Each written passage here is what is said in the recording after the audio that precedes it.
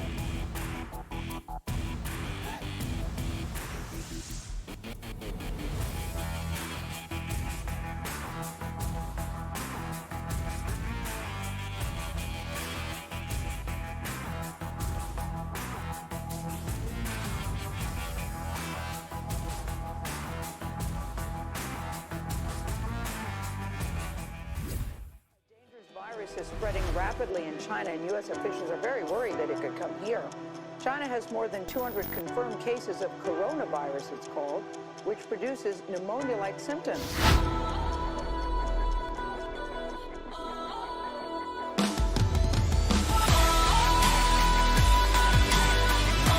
To get it to be low enough. Cooked flash. Scooby is flashed. The pad's getting punched. The code's getting punched in. Novius does it under the flash on Scooby. Unbelievable.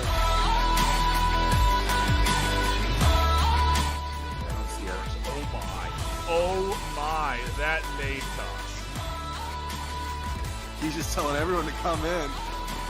Oh, the blind fire through the window. That's 2 down. Time push here from Questcomers. They're applying at all the right angles. Melted and Mad Hatter pretty drawn into this side. Now Melted can swing. Is it too late? No, it's not. It's just in time.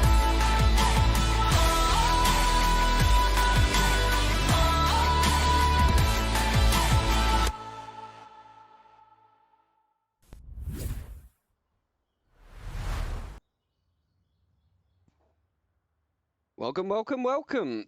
Here on VRML 2 today, you're in for a treat as we have got the Challenger Cups going on this weekend. Today is Challenger Cup A, and just as we were taking a look at the teams there, such a great kind of great level range of players today. And I'm your host here, Jamie, and the co-host today will be Nomad. How's it going, Nomad? I'm doing fantastic. How about you? Yeah, not too bad. I know it's super early for you and everyone else over in the North America today, in the American region. That's all right. I mean, sun's out now, so gonna be a good day. Okay, so first matchup is going to be Astra versus Pantheon, a NA versus EU matchup. And by the sounds of it, they are ready to go and going into that first round. Yeah, and we get the red car objective here. Very much a Volk favored objective, but still pretty interesting to see the attacks and how they go over. That's very true. What a nade by Tea Party. Only getting it very early down there on duel. Unfortunately, Freck will be able to get the revive there, but now he is just going to be kind of a flick away from death. And now we get a trade in exchange of bullets and C4. Unfortunately, Volk will lose that trade right now. It's a 5v4 in favor of Astra. Yes, and as we were saying, these northern objectives certainly usually do favour the Volk side. It's going to be interesting to see how Astra can try and push through, by the looks of it, on lane 1 and get around the back there, but Duel going to be watching.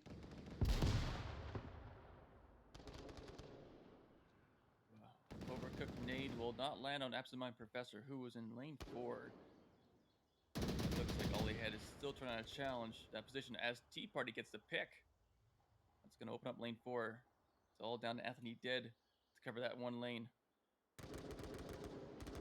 And that was a great movement there from T, being able to pick up Absent from lane 1. And he has actually spotted Duel there on the lane 2 kind of porch, which is opening up the lane 1-2 approach.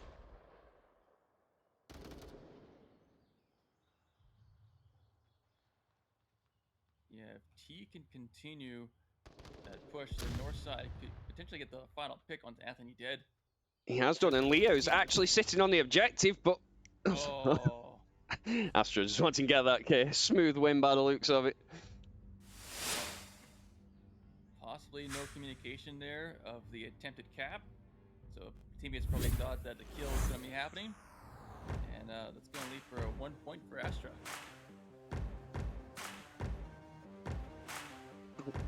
I'll say that was a fairly quick round, actually. What, 1 minute 50? Yeah. So bear in mind, about 10 seconds of that is pretty much set up as well from the getting ready on your approach and getting your push in. So very fast-paced attack there from Astra, and doing really well to be able to pick off Pantheon and their defensive spots. It's going to be interesting to see how Pantheon respond to that. What I know of Pantheon, we should probably expect a similar amount of aggression from these guys. Like to get pushy. It'll be interesting to see in the larger maps how they do it as a human sniper in the form of Absent Minded Professor. Certainly will make a difference, but unfortunately, sniper rifle not going to help much on Suburbia. We are going into the second round now. And just quickly, if people are new to this and not aware of Challenger Cup Final, today predetermined maps, teams will play one map each, and the overall winner will be the one who has the most points and or the most map wins. And being it's only one map, every round matters. And if you can get the cap, that's going to be just devastating for the opponent.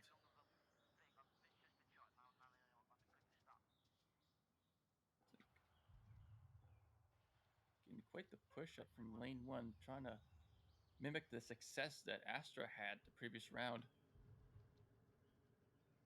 Definitely, and so far, it does seem like 2 or 3 grenades have come out from the Pantheon sides. They are slowly getting through their utility. It's going to make the push a little bit more difficult. Tea Party getting the headshot on the Jester, who was in lane 4. And it's going to shut down the potential shutdown of lane 4. After my professor is going to have to find a way to get that pick, to get that refrag. Yes, and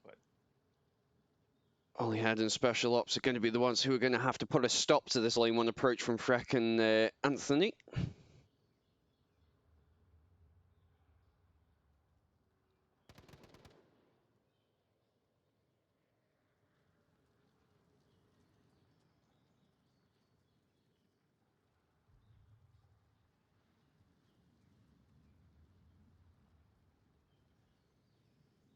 Special Ops holding that tight angle, just waiting for Anthony Dead to pass the Hummer first.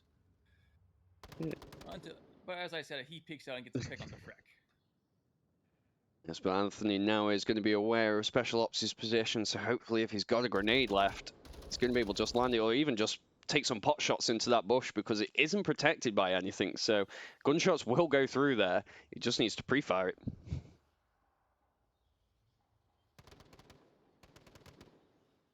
There's the pick onto Absent-Minded Professor from Tea Party, shut down lane 4, lane 3 push. It's all down to the duo that is Anthony Dead and Dual Shock, or Dual, I should say, in lane 1. But a great rotation from Cody there, coming over from lane 3, knowing that Tea Party has cleared out that area, so that he can provide a little bit of backup there for Special Ops, maybe get some refrags. And Onlyhead still holding his position tight. Dual is aware, though. Get the first kill now for Pantheon. That's what they need. As now they are in a 4v1. Make it a 4v0 with that final pick. Astra will get their second point. Very tight defense and very solid attack really from Astra there. On that objective anyway. Yeah, it's always difficult to attack this one. As we've seen in both rounds, players on Volk like to take the patios on the houses at the south side of that street. You effectively have to expose yourself to anyone on the street. We're looking at the street, sorry. Try and get those picks. It takes a lot of teamwork and coordination. Looking at effective push onto that objective. That is very true, and Astra certainly showing why they are diamond tier at the moment with that approach there, because the communication was great for their initial attack, able to pick off Pantheon from here, there, and everywhere really, kind of just moving around, throwing out some equipment and causing that confusion that's just needed for that approach. Yeah, looking at the standings at the end of the season, they're actually the underdog. Pantheon sitting 9th worldwide, and Astra sitting 39th. 30 position difference between these two teams, and it's the underdog is taking the lead so far. Definitely, but They did have a little bit of a break, I believe, about either 2 to 4 weeks where they weren't playing together. I think a couple members went on to different teams and stuff, but they did come back for this. So it's good to see that they were able to find their way back. And we might get some early action now as Freck and Leo may just bump into one another in lane 1. And this is a very interesting spot, actually, because I don't think... Oh! The Whoa. C4! Wow. Very nice C4, but unfortunately... Yeah, thinks he's only got one down there, but Leo is hidden. But it was a great approach, really, from Freck to just push up there in the smoke and the confusion. Just so T and Leo didn't actually see him get into that spot, and he's still holding it really well. Yeah, that is a risky push-out for Freck, as one little peek from Marstock in lane 1 could result in a frag. But it does work both ways, as the spawn for Volk is also in lane 1. As we get the revive out for Leo. Gonna make things a 4v4. Special Ops is pushing out to lane 3 potentially. We'll have to challenge Anthony Dead.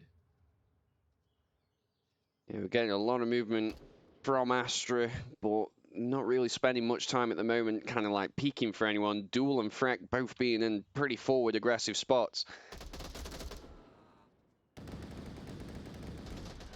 And just like that, Duel's going to find a double just at lane 2 there. It's really going to be shutting down his offense with Special Ops in Playground, and Leo still in lane 2 trying to find Freck.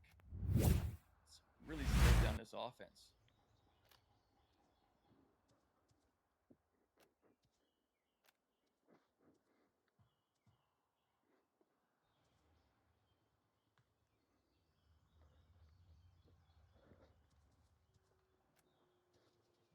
Looks like Special Ops trying to find the Overwatch position in center house. As I said, he does bail and make me look like a liar as Leo gets Overwatch into the burning truck alley in lane 1.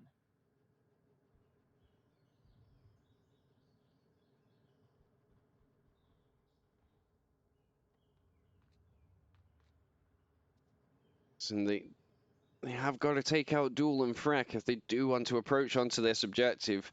I mean, they could also opt for the lane 4 approach. Oh, what a nade!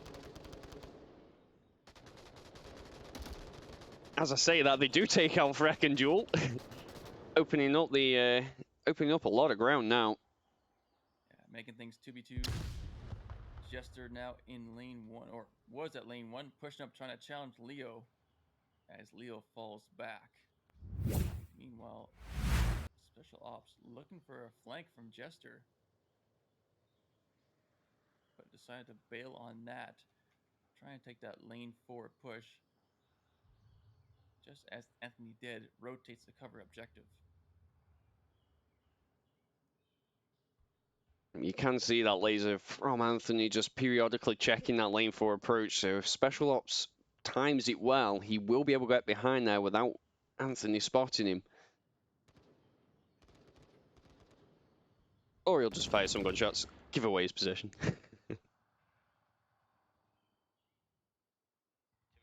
Well, if Special Ops stays there, it could work in their favor. If Leo can find the pick onto Jester, Special Ops could try and distract Anthony Dead. Lots of fire coming out there, but Leo able to stay cool, calm, and collected and just take his shot at the right time there, taking out Jester. All down to Anthony Dead now, who is in a pretty decent spot as a last man position. Now it's just a matter of the two players coordinating and pinching at the same time. I've got 1 minute 30 remaining. There could be a little bit of like checking for any equipment maybe that some people didn't get to use as they died early on. T obviously went out pretty quick there. Maybe he's got a little bit of utility that could be helpful here. Just whether they check for it.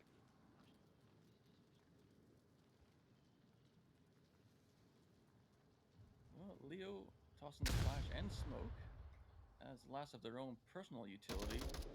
They could attempt to raid the body of one of Bernie's truck, but nope. Leo getting pushy for the pick, for the cap. Will get taken out, but Special Ops will get the quick refrag. Making it a 3-0 map.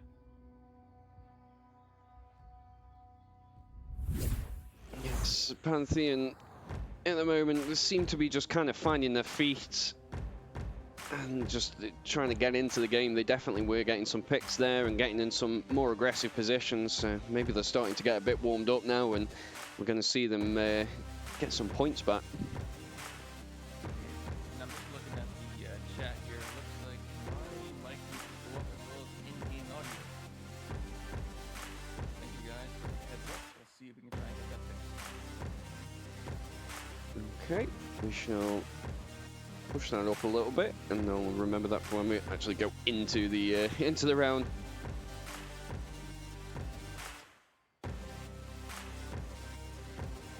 It's better to be too quiet than too loud. Exactly. Looks like your replays are also dated, I suppose. I noticed that, yeah, they should be okay now. Replay buffers running as it should do. Alright, so map point essentially. Asha could potentially sweep Pantheon with this one round. They don't need the cap. Points are great and all, but if they can just get the win, that's even better. It's definitely, and currently Astra, if we just have a quick look at the at their kills and deaths, looking pretty strong at the moment. Only 1 death each, and Pantheon have had a bit of a swap now. Waltzy being rotated in. As we go into round number 4. Yeah, I guess Anthony Dead probably not warmed up yet, not really feeling it quite yet, so hopefully Waltzy can make the difference for Pantheon. Yeah, but you're the one who'd always die from that. And early nade coming out. Almost finding Tea Party at the Humvee. It's a great throw. It was just unfortunate that T had actually moved up just a little bit, because that would have been a great early nade there. A good timing for rotation and not fully cooked nade. But either way, still a nice toss. Should we put money on that guy plays baseball? And there we go. Looks like a pick from Tea Party and a quick refrag from Waltzy, making it a 4v4 or 4v3.5, I should say. Yeah, They it did down Anthony Dead. was a great play from T being able to take out a member of Pantheon there, and then getting the down also onto Anthony, but just unlucky that Waltzy was there in a good position to get the refrag.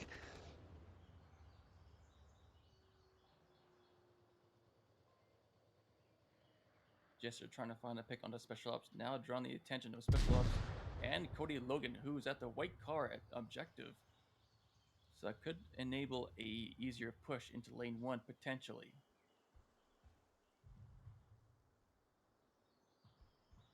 Quick look on the map right now. It does seem like Pantheon going for that heavy aggressive lane 1 approach, which usually works quite well for this objective actually. They can shut down Cody Logan, which Anthony just could not do quite yet. It can really open things up and draw a lot of attention to lane 1, even There are forcing many a of those, I'm potential pretty lane sure. 4 One still lane flank. 1. That's that. 4153. 4753 685. 4753 685. This one lane 4. A necessary pick onto Special Ops. Now making it a 3-3 map. Yeah, man, that will open. Sorry. You go right ahead. You're exactly what I was going to say. It's just opening up that lane 4 approach now, and yeah, it's exactly what you need for this.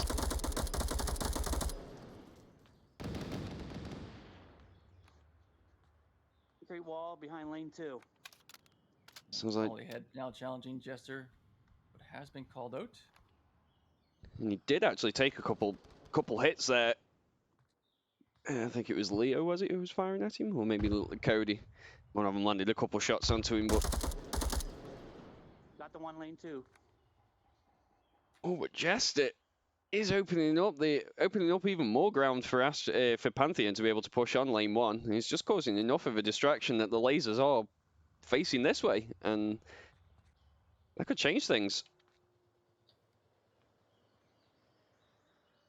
Yeah, and Logan has rotated just a little bit, so that could throw off this offense as they still believe that they are the concrete barrier at White Car.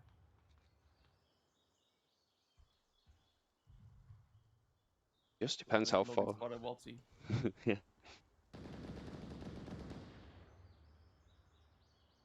Just got to see how far Jester can get now, because with him being on the far north side, Leo is going to be pretty exposed.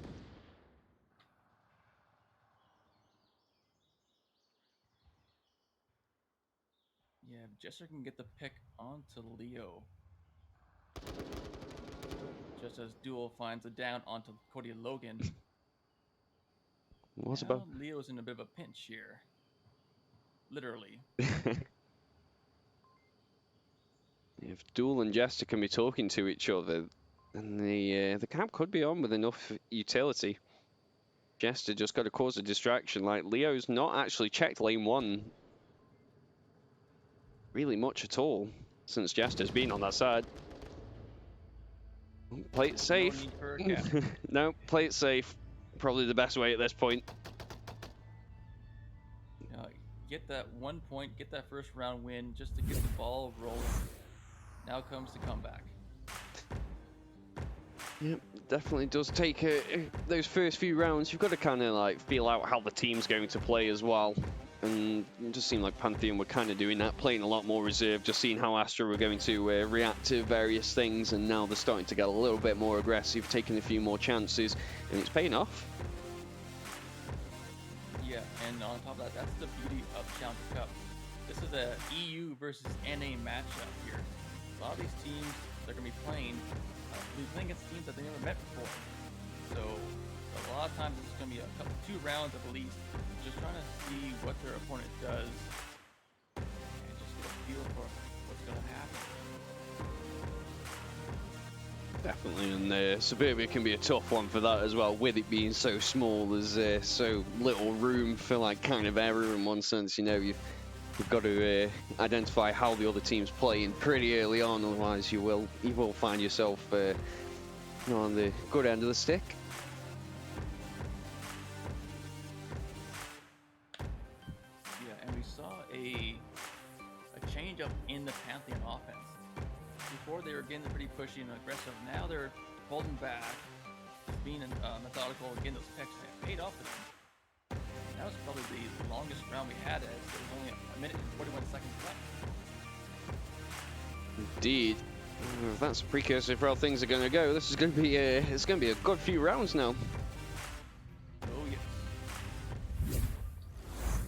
As we go into round number 5. And now we have the tank objective, which is actually a pretty interesting one, as the two key buildings to hold will be the center house and the spawn house. If Pantheon loses one of those houses, they could potentially get capped on.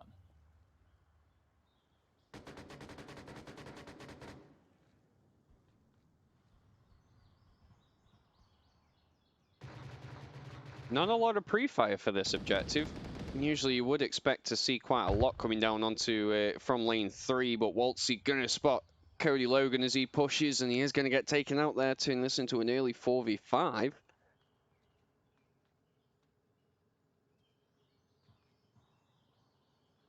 Waltzy has to be hearing the footsteps from Special Ops and all he had in Playground here. It looks like Special Ops is going to have to contend with Jester, who's in spawn house. A quick peek will identify the Volk.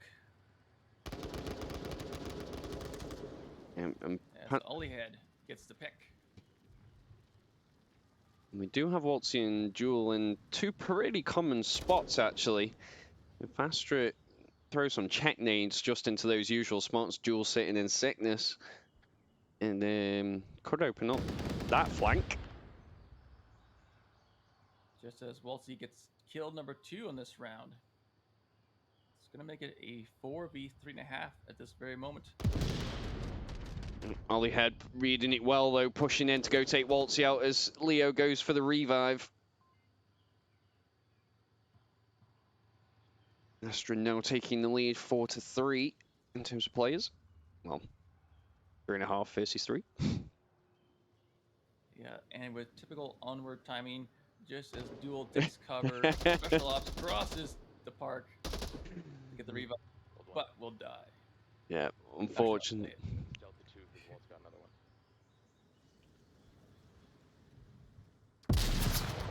Freck there with a brilliant approach there onto T, must have heard him and just pushes around that Humvee to take him out. As another trade comes out between Special Ops and Duel, it's going to make it a 2v1 in favor of Pantheon. Just goes to show how quick things can actually change on Suburbia. Astra, we're in the lead there, and Pantheon doing really well to turn it back around. And looking very strong for this objective now. Yeah, that's the beauty of Onward. Behind my house. Anthony has just called out Leo now. Brett going to be watching this area, but doesn't seem like they've got an accurate kill count, maybe. He's still a little bit cautious.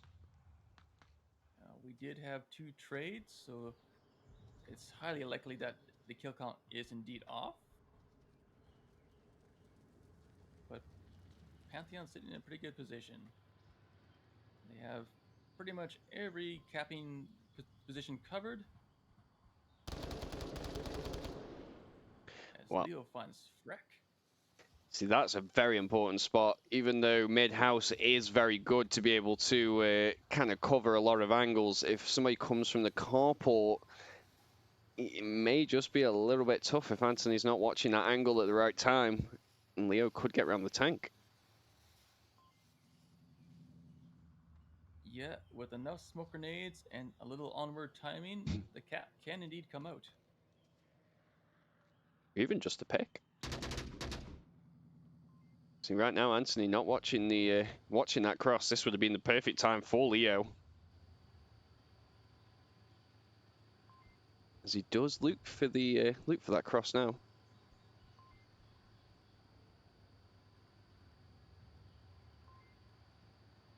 And the round. Ooh, There it is. Here comes the cap. This is. There's the Onward timing. There it is. Can you see? I need to stop these predictions, but the cap comes out. Very quick cap indeed, actually. About 2 seconds. Well played by Leo. Hallelujah. Let's go.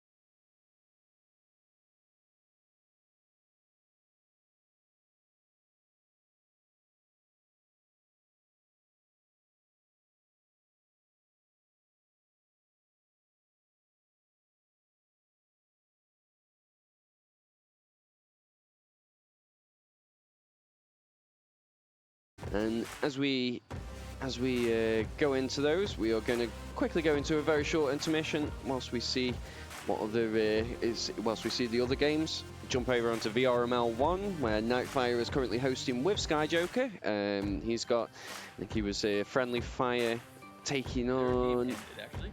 Oh. Yeah, they moved on to Kai versus the Gladiators.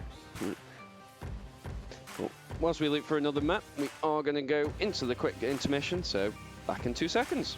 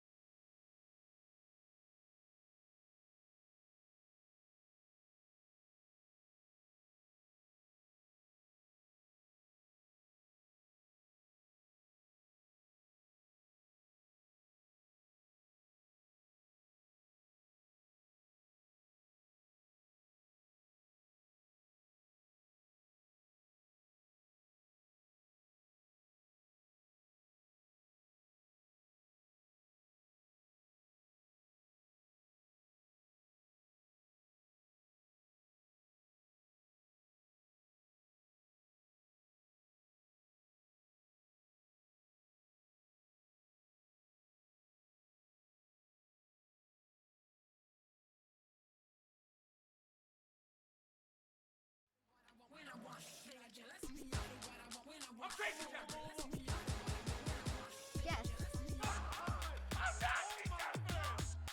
Easy going right there.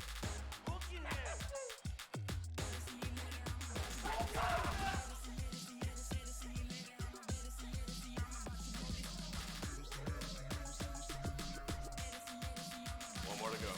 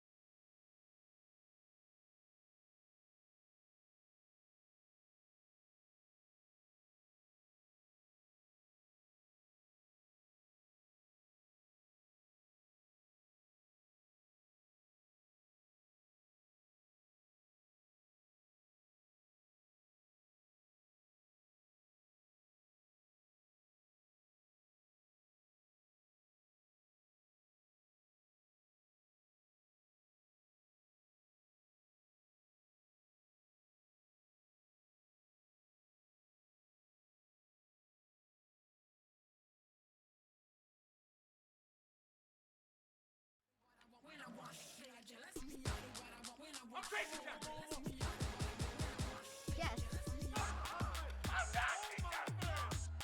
Easy going right there.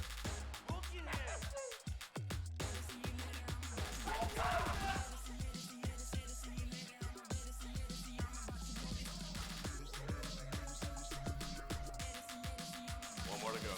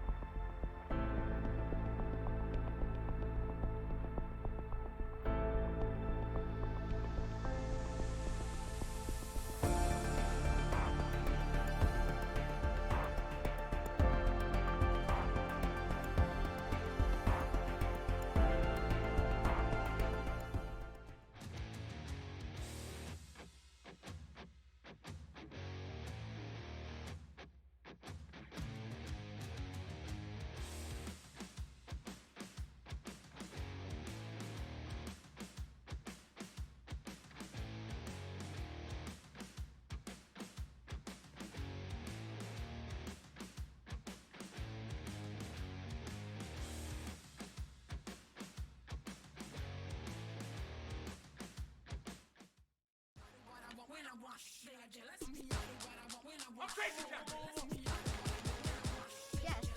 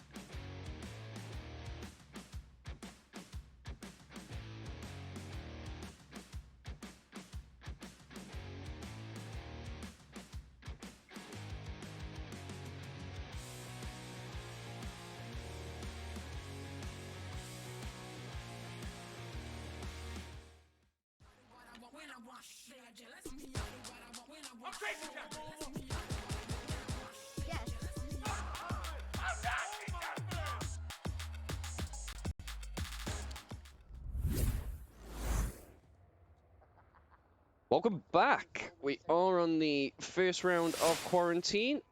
TTS taking on, well, Silent Purge taking on TTS. Silent Purge home team. They have gone with the Vault, pick, being that is their thing that home team is allowed to do. Back with Nomad. How's it going, Nomad? So far, so good. How about yourself? Yeah, it's still good. Looking forward to this quarantine. Definitely my favorite map of the game. Oh yeah, same here. I love it. And we get one of the more difficult objectives I find is the East 2-story objective. GTS has a long ways across in order to get even close to the objective. It certainly can be a pretty tough one to approach from a Marsoc side, with the Vault being able to kind of get some pretty good positions to be able to provide some cover for each other. Sri Lankan and Dom Patron both providing kind of cover for each other there, and you can just see High Voltage laser also pointing towards the south. Well, that approach is going to be somewhat tough for TTS.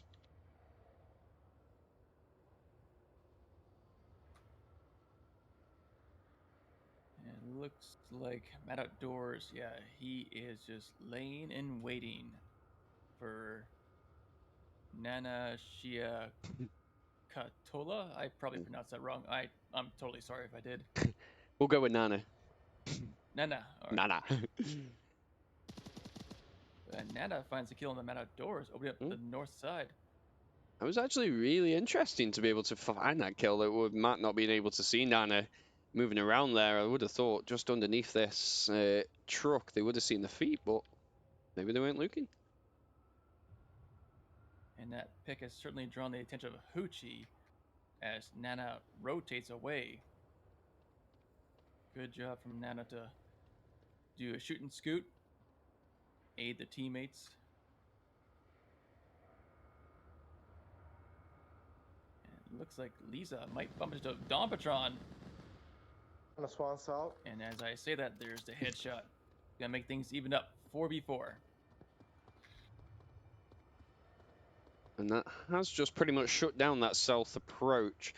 And Silent Purge's defense is pretty heavy in the south, which could be their downfall, actually. It's going to require a rotation that just may not be possible. And as that was happening, Nana re-emerged from the cast trucks. Hoochie was waiting for it, couldn't quite land those shots. And it looks like they're going to be almost dedicated to this north push. Of course, they will have to deal with Hoochie in the hotel room. That motel room can be such a tricky spot to attack and not get picked off. TTS going to have to create a bit more of a distraction in the south so that Hoochie isn't covering that north, which will allow Tari and Nana to be able to push in.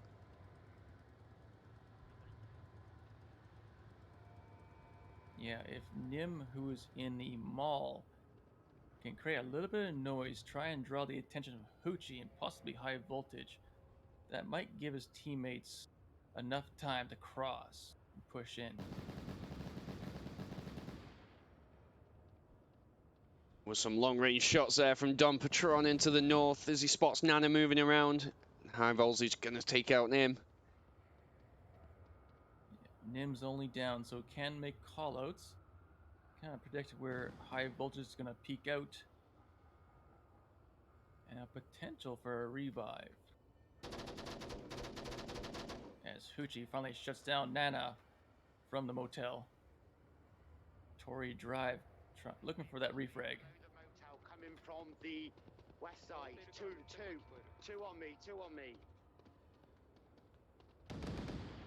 They're rotating to the east. Some excellent call-outs there from Hoochie, and High Voltage able to spot Dan Khan through a window there. Yeah, and that alone shows you why Silent Purge is that high up in the rankings as they are. That great communication, great map knowledge, good shooting. It all works together. This group of guys, they truly are a team. They know how to work together. They know how to get those kills. Silent Purge actually are one of the OG teams from very early days in the league. I think they've been around since like season 3 or 4. Obviously, different rosters, but still being around. Don Patron being the only kind of remaining member of the founding team, doing really well as captain. Picked up some really nice pickups in Hoochie, Sri Lankan, High Voltage, and various others there.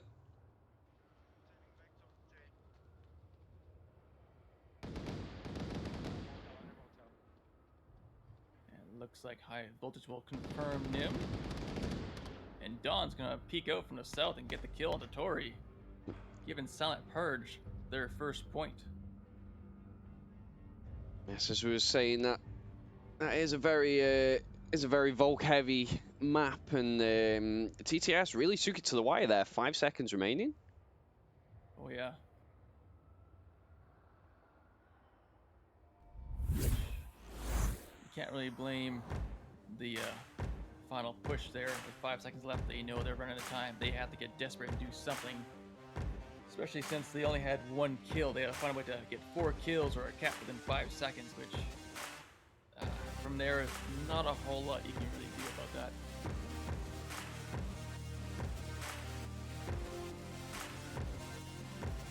We shall see how Silent Purge will attack this objective. Certainly going to be pretty interesting. Let's just...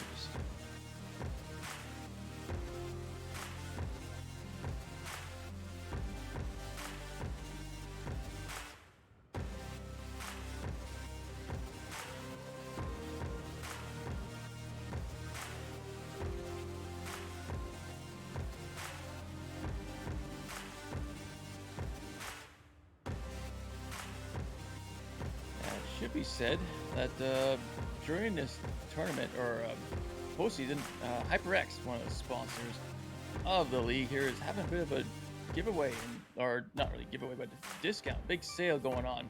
Check the link below the description. Find the link.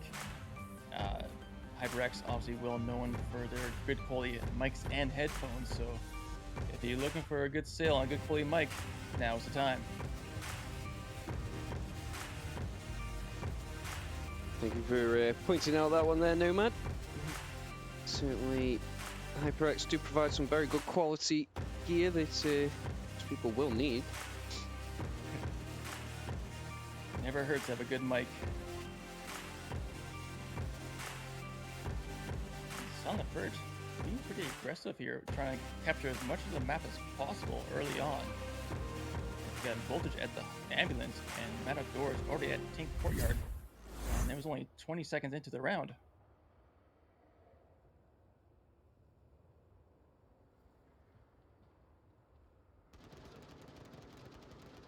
One dead, East Courtyard. Ooh, The first nice pick going out from High Voltage.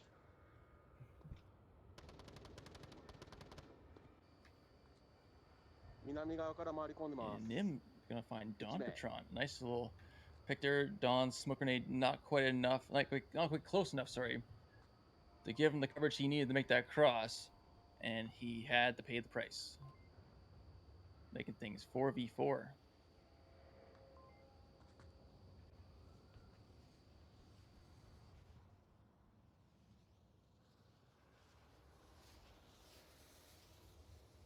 It looks like DanCan's been called out.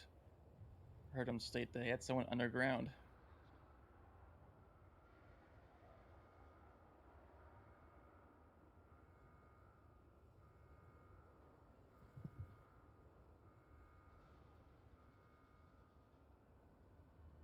And looks like Dan might be peeking out right here. Oh, and gets one in the dome. Matt Outdoors was watching that angle for quite a while. It was only kind of going to go one way. Yeah, if you're in a slow peak like that, there's only one outcome.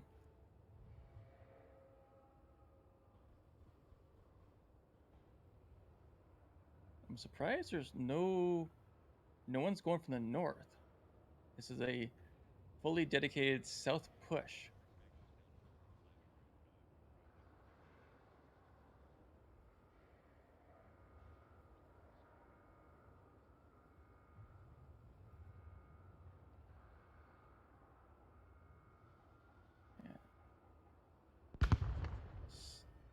Flashbang goes out, will not find purchase.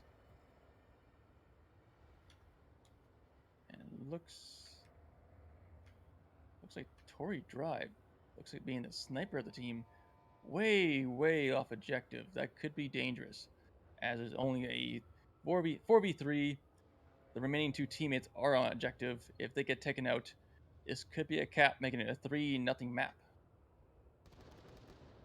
We have got And a Hoochie. TK. Oh. Oh, that's. I think that's going to be a bit of a argy-bargy in the 10 there from Sri Lankan, taking out Hoochie on his approach. He was in a great position as well, actually. Him and Matt Outdoors both crawling along the street there, and I don't think they didn't seem like TTS actually spotted Hoochie. But Sri Lankan sure did. Yeah, and you can tell that the nerves are high. I mean, every map matters. You gotta win every map to get a chance to contest for the 8th spot, the wildcard position. And so we could see some itchy trigger fingers. As Lisa finds Matt Outdoors. Definitely defended the objective there. If they hadn't been watching, I think the cap could have been on really there. He was crawling against it, but high voltage now trying to get the cap out, and it is going in. And he gets it. Nim just didn't push around the corner there, and as you mentioned, Tory just a little bit too far off the objective. Wow. And that was by no means a long cap. That was almost instant, like maybe 2 seconds and not less. If we check the, wow. 2 seconds just on the replay there, and that's all it took. Probably less than 2, really. Wow, well played.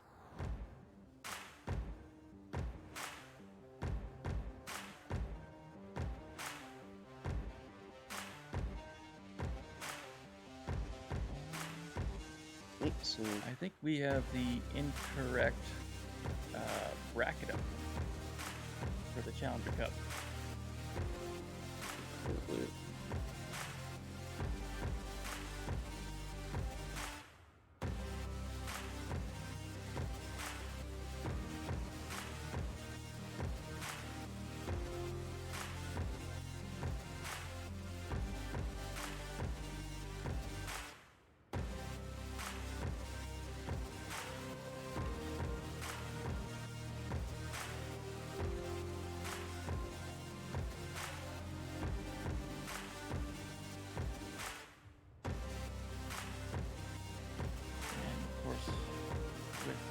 Rounds done with that objective. The uplink does move, but not very far actually. It's now on the east side of the mall. Probably only moved about 100 feet.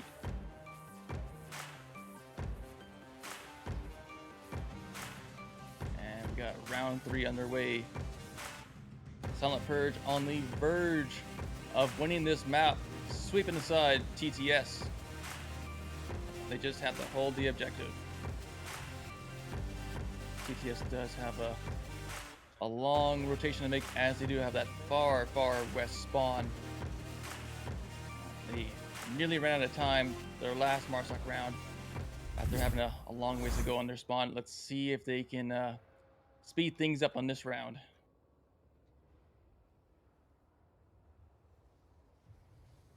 Definitely, and this is one of the more newer objectives as well, and I think it's going to be very similar, really, to that Far Eastern approach.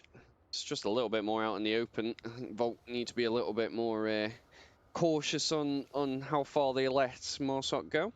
That's Silent Purge in a great position, really, 3-0 on defense. Looks like Nim may bump into Matt Outdoors in the underground parking.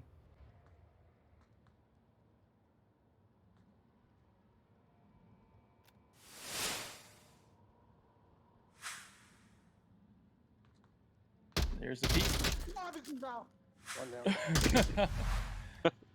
I don't know what Nim said there, but No. I can probably take a guess. I mean, he sounded more shocked than anything, to be honest. I don't think he was expecting Matt to be there. I think that was just more like, what the hell are you doing? That was that was interesting.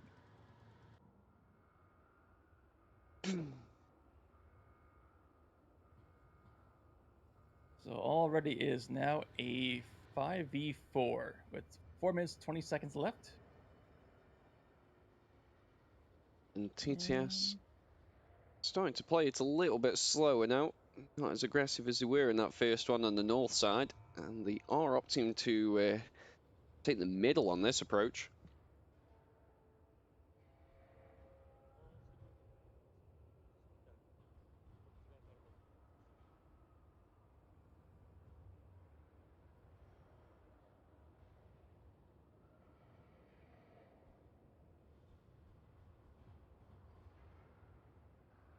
And it looks like Dan Can is at the north rooftop, trying to find a overwatch position, trying to get an early pick for his team, trying to even things up, which could potentially take down Hoochie, who's at the mall dumpster, but has since backed off.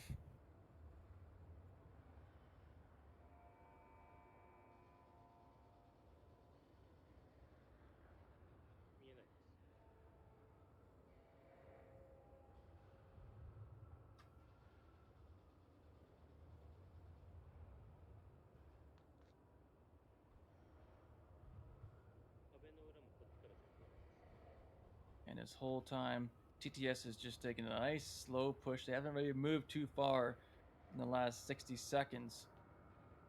Could see a repeat of what happened in the previous Marsoc round for them. And looks like Tori, Tori's going to get taken out by Dompatron, who was in the East 3 story. Which used to be a 5-story. Could be Nana again, the pick onto Hoochie. Only down though, can make callouts as he finds the pick onto Sri Lankan as well. Here comes Dompatron, getting aggressive.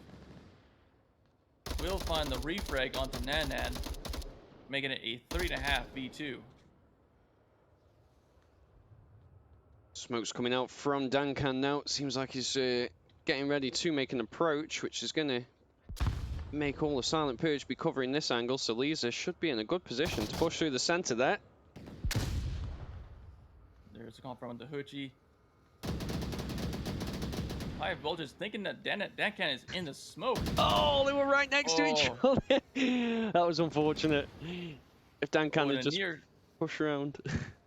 And a near TK onto Mad Outdoors from Dompatron. Could have made it a 2v1.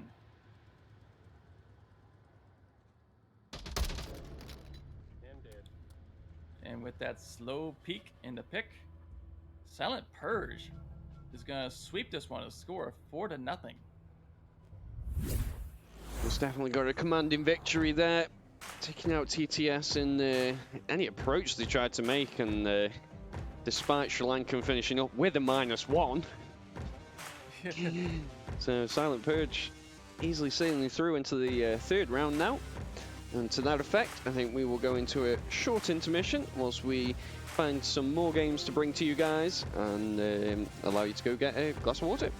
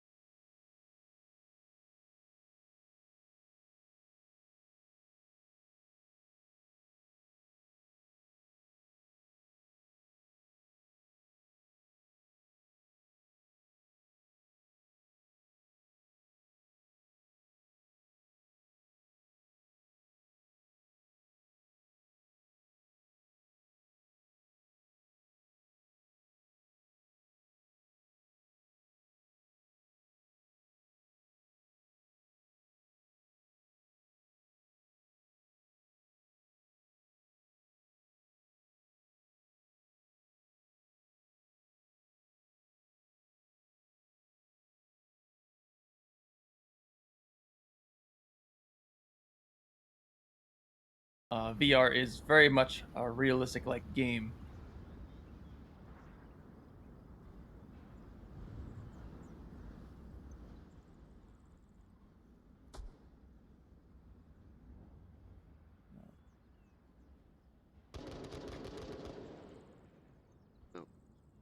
Okay, apologies for that. I can see in the chat there a couple of people have mentioned that no sound is available.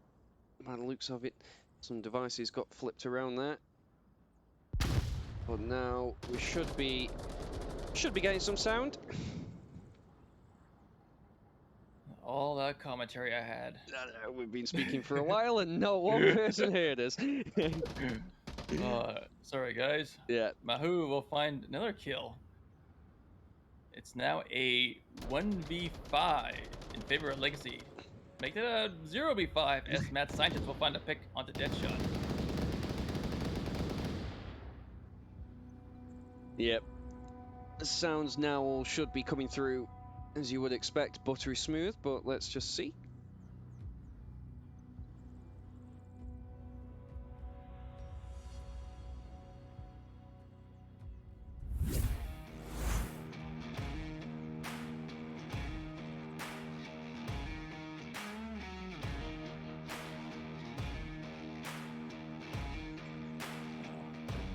Second round of the West Market objective now over.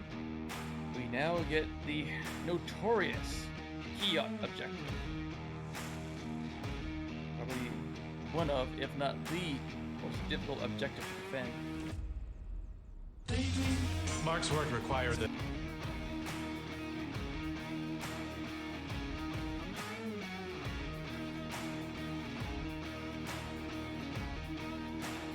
Just quickly commenting, but yeah, sound should be all working now. Just keep an eye on it in here.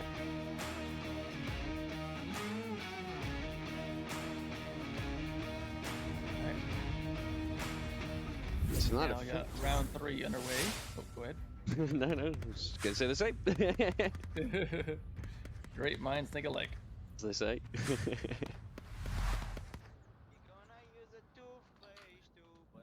Legacy with the east spawn, the quicker of the two spawns.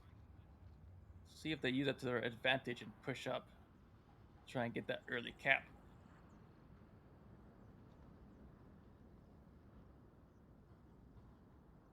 And it might just happen as we already got the sickness inside Kiot. Dr. Duckelberg not too far away.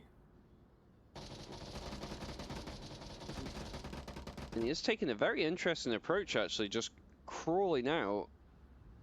Whether, no pun intended, will actually see this as another story, actually. But Mad Hatter in a very powerful position for this objective, actually. He's going to have to get taken out, which is obviously going to give away Sickness's position in that. Yeah, I think the Sickness should change his name to the Snake, as we often see him laying prone, trying to stealthily crawl his way around to get the caps in. Here he comes in now. He is going to be on Mad Hatter right there, who is not prepared for this. Oh, there's the pick. How much are we betting that he jumped a mile when that shot came out? Because I know I would have. All my channel points. Because he wasn't even looking, no gun, nothing. Oh, there will be the refrag though, as Just Do It does find his second kill, this time onto the Sickness. Yep. Watching that angle just perfectly there to provide some cover along the bazaar area. Ooh, the Jerp took out Game Reaper, cleaned the north, and for a while the Jerp and Mad Scientist were having a firefight with each other, even though they're teammates.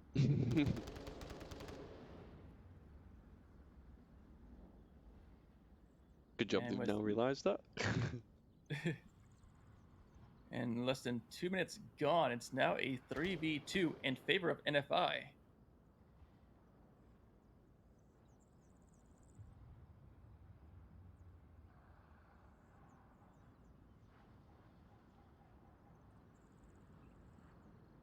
And looks like Just Do It could be going on a flank, looking to take out Mad Scientist.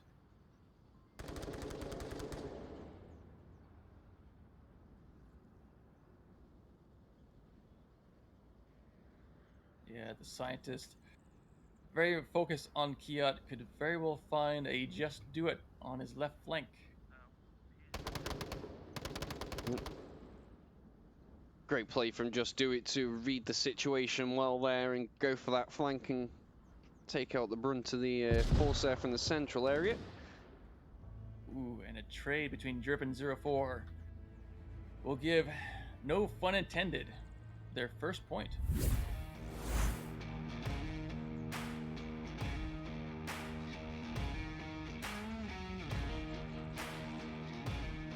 These teams both, I don't know, I'd say pretty even at the moment. Although Legacy are obviously pulling ahead, I think it's just been the way of the objectives really. I think with Bazaar, some objectives you are more au fait with, others you're not, and these guys certainly showing that they're both wanting to win this actually. And just put it out there, both teams so far haven't lost a point actually apart in the previous rounds. With now both of them obviously losing a couple points. Pretty good teams to see play. Yeah, as we move on with each new round, teams are going to be finding more equally skilled teams to face off against.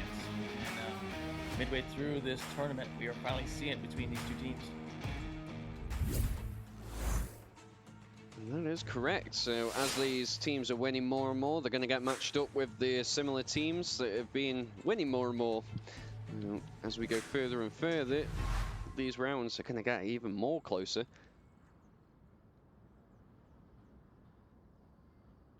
And looks like we got a mirror spawn for Marsoc, the east spawn, but a different approach. They're taking a more indirect approach to this objective. Mad Hatter looked like they spotted out the sickness.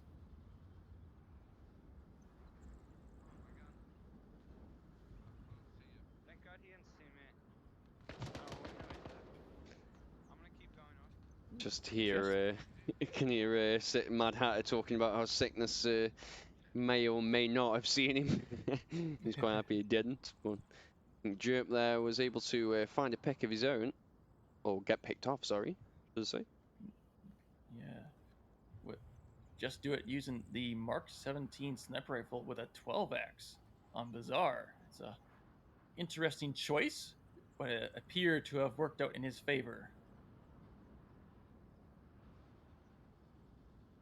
That's going to leave the west side of the map pretty well open. The only player that could potentially challenge him is Dr. Duckelberg, who is in the north courtyard of Kia, along with the sickness. Green alley, and I'll pre-fire green too. Try and make your way down green alley. Game Reaper there just providing information to his team of how to approach this and organising everyone, and it's good to see really in these higher tier matchups where, you know, leaders really taking on that crucial role of organising everyone, getting them involved, and just making sure people are doing what they need to be doing. Yeah, an IGL or in-game leader is critical when you get to this high up in the standings. You need that one, like I said, you need someone to tell them, okay, you go left, you go right, or you close in all at the same time. If you don't have that, it just makes winning the rounds almost impossible.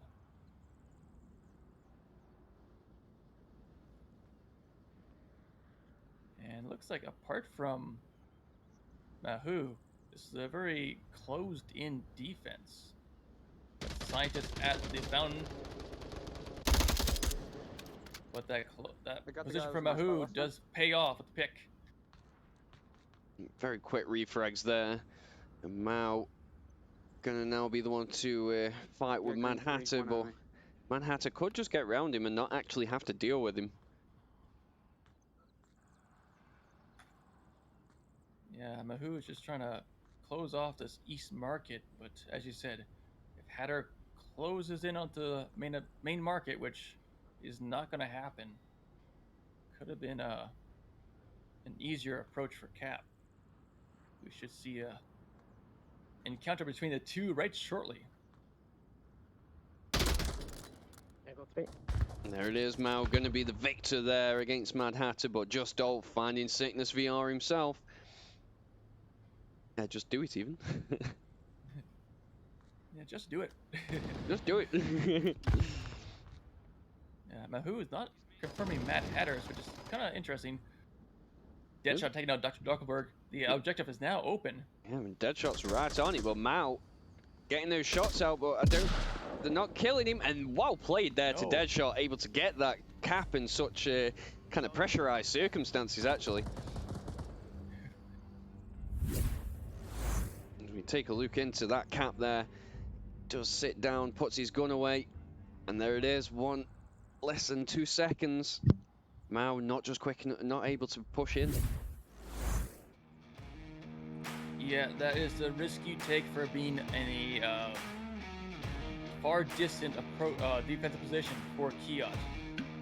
It takes a long time to rotate back, and with players of this caliber, it takes often less than 3 seconds for these guys to cap. So you gotta be proactive on your rotations or something like that.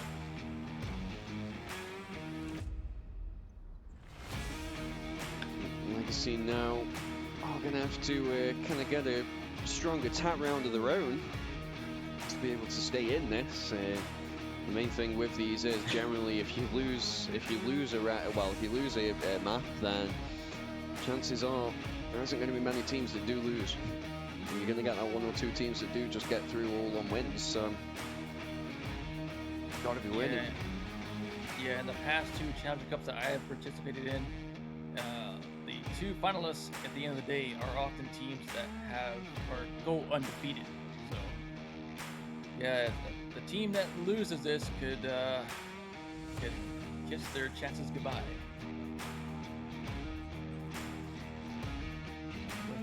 With that taken care of, we did do 2 rounds of the Kia objective, so we now have the Southeast Courtyard objective, one of the newer objectives. And this could be it for No Fun Intended. If they can win this, they move on.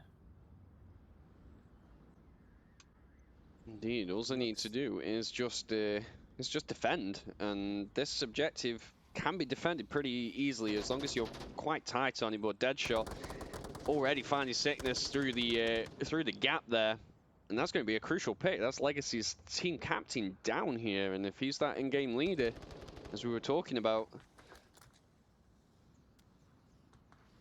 would mess things up. Yeah. But we did get a rewrite there. Followed by an extra pick for No Pun Intended, making it a 4v3 in favor for them.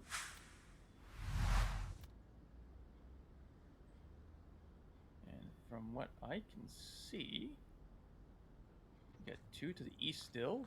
Oh, there's a scientist in the southwest corner of the market. Probably won't have to worry about the cross as long as Just Do It is still in their position behind the container. Run to this Legacy push is coming from the east. It's going to be interesting to see how No Fun Intended do react to that, but Just Do It, finding Mal. I'm pretty sure I killed the guy in purple. Yeah, peeking through the hole in the wall there is a tight angle, often difficult to get the pick if you're the Marsoc player. Good job by him. Just quickly, I would like to give a quick shout out to everyone in the chat currently. Thank you for being so active. How's it going there? How's it going, Identity? Good to see you watching. Yes, good luck to all the teams taking part today.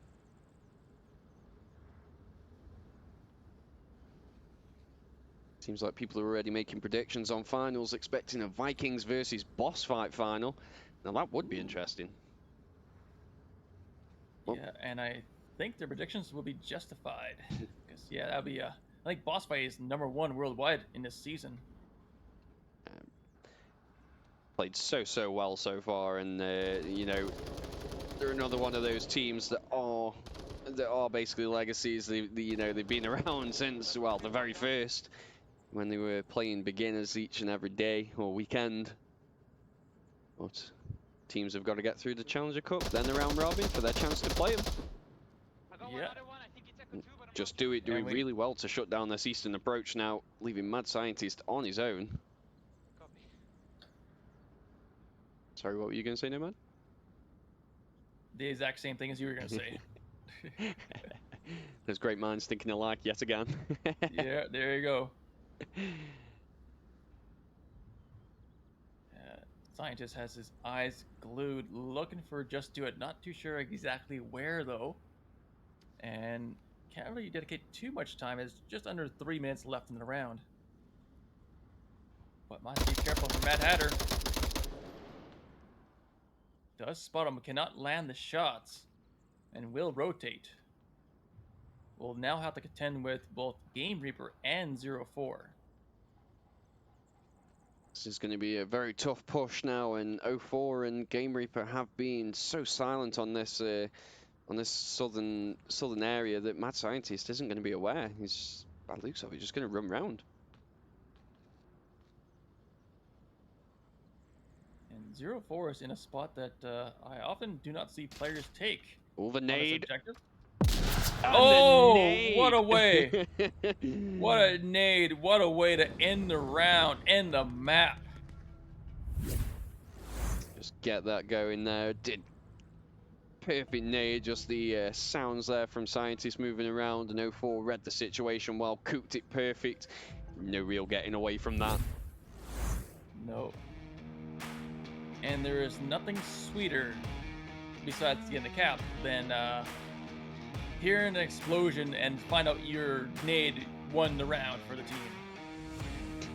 Yeah. And the overlay pop up in your face. Once it goes off, and you're just not sure sometimes, like, did somebody get another shot in that I didn't hear? But no, it was the nade there, so very well played there, 0-4, well read. It seems to that effect, this round is over. No fun intended, have taken the victory there. So whilst we look for another game to jump in to bring to you guys, we will go to a very short intermission and be back with you soon.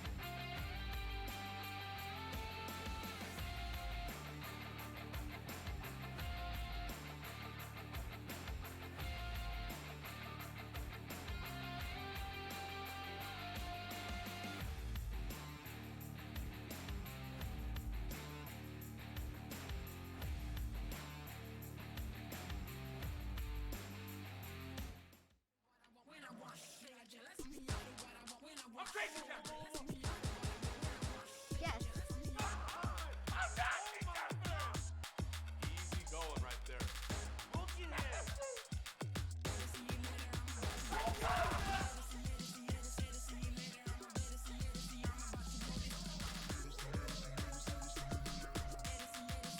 One more to go.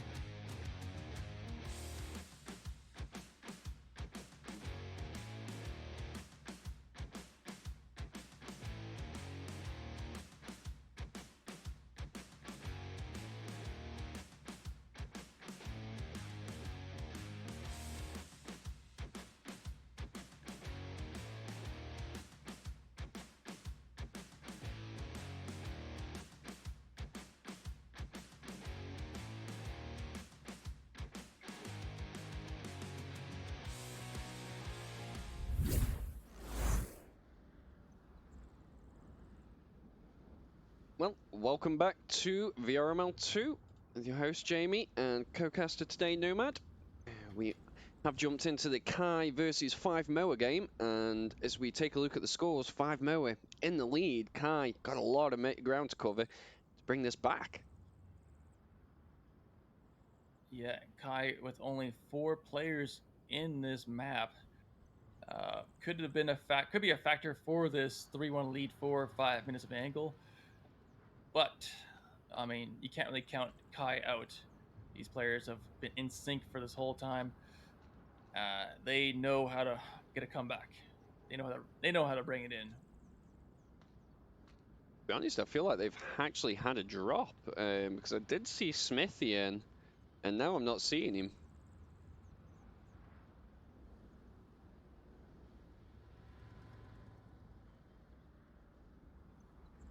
Yeah. Now we do have the Humvee objective. Kai is opting for a 3-1 split, with Engage being all by his little lonesome. May find a bullet from Blade. M203 smoke perfectly placed there onto the objective building windows, covering that western approach. But he's just got to actually use that smoke now.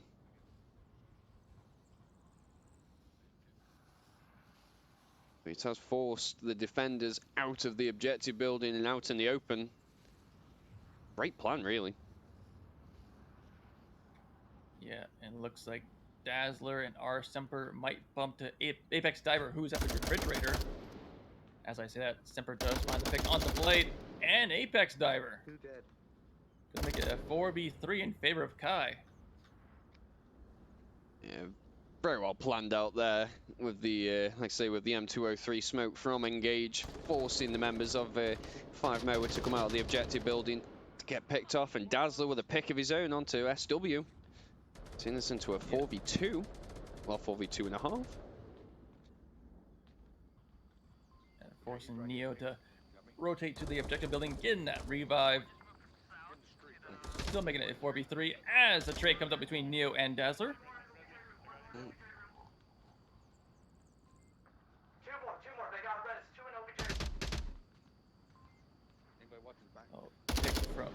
From Neo. Semper finds Neo in the trade with SW. There it is, well planned out attack there from Kai, able to turn this into a 3-2 lead, still to 5 Moa, but bringing it back.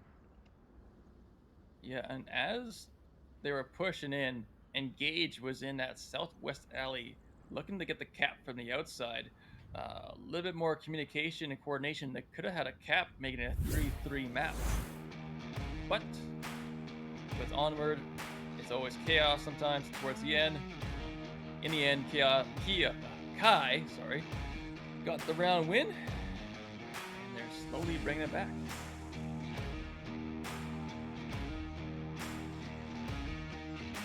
So glad that we were able to jump in on this one just in time, really, to see Kai bring it back, and always makes for an interesting play when you're the team that's that's behind and got a lot of ground to cover, and it's always fun to feel that pressure. I personally like pressure, because I feel like I work better under it.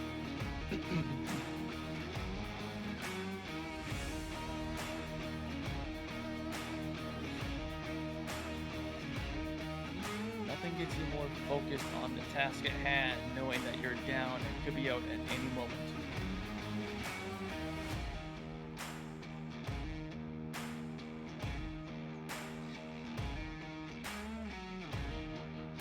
Looks like still with this 4v5.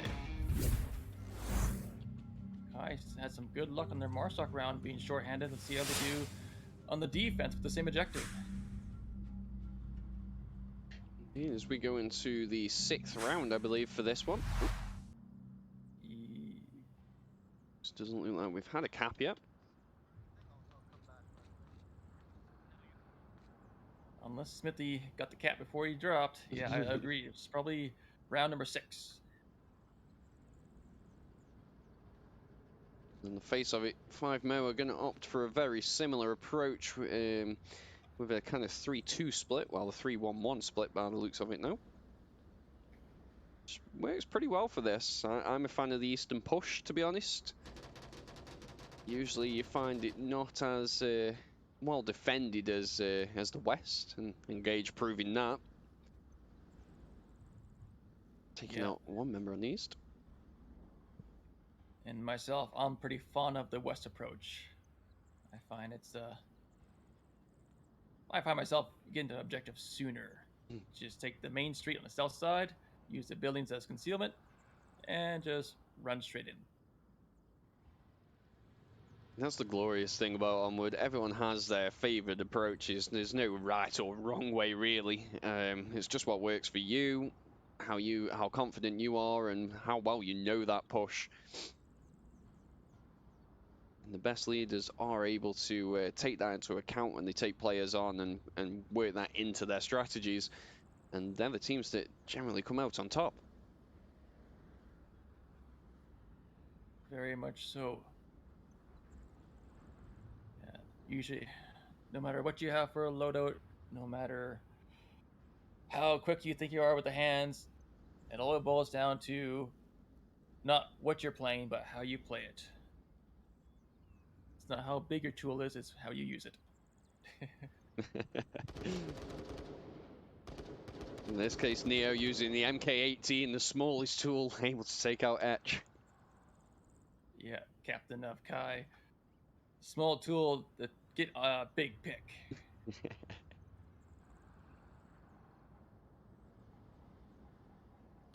5-mo are all taking this really slow in comparison to how Kai took it. Just aiming to get the picks as early as they can, and then once they know they've got a bit of a kill count, they're able to just push in and try and get that win. Yeah, and this is a very loose defense with Dazzler in the southeast courtyard, and looks like Semper at the spawn shack, and Engage on objective. Once they lose Engage, it could be an easy cap, as the rotations are going to be long and quite difficult to get back to objective. As I say that, Dazzler's moving around a little bit, trying to find those picks. Yes, and lots of smokes now coming out from the 5-mo offensive. Well, Semper is in a very good position, actually, to be able to just have a bit of an overwatch. It just depends on what happens with these smokes, and if 5-mo use them, or if they kind of like using it for a distraction.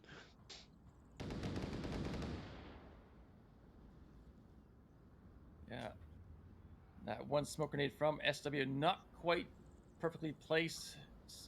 Engage was able to spot. I believe it was Death Legion. No, it was Blade, I think it was, yeah, and got the pick. So it's now a 3-3 round. But we've got Neo on the south side of Main Street from the west. If he can remain quiet enough to get close enough to get the pick on the Engage, could just rush inside the building and get that cap. And that will end the map with a score of 5-2. There's a big task, though. Well, unfortunately, Dazzler in such a great spot, and I think he was just on a bit of a rotation, maybe just saw a glimpse of Neo as he's approaching there, and very quick shots to take him out. Yeah, Dazzler heard SW4006 cross the street, so that was kind of the first step of why they made the rotation to Main Street, but even though he did not get the intended pick, he got a pick nonetheless.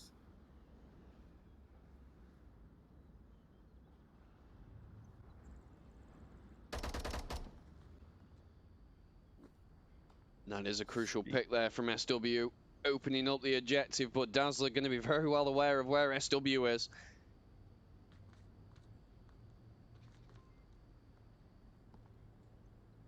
He has got to cover the objective, though, because it's wide open. Even though he knows where SW is, he can't really kind of push in to try and kill him, because anyone could be anywhere. Did you get the guy in blue room across from the Oh. And a critical pick, SW finding Dazzler is now a 1v1 with 43 seconds left. Semper is rotating back to objective. 30 seconds remaining now. He's going to be getting a little bit antsy, and if SW can play to that, they could take the win here. But Arsemper, he's just got to hold tight for 20 seconds now, and they're going to be taking the score to the even Stevens. 20 seconds. SW spending a lot of time checking these angles. Oh, but the one angle SW does not check is the one that gets him killed. We now got ourselves a tie map. Yeah. Just to play a quick replay there, you can see SW making some great movements into the objective room, but unfortunately didn't check the corner as he moved into the close spot for the cap, and Arsemper going to punish him for that one.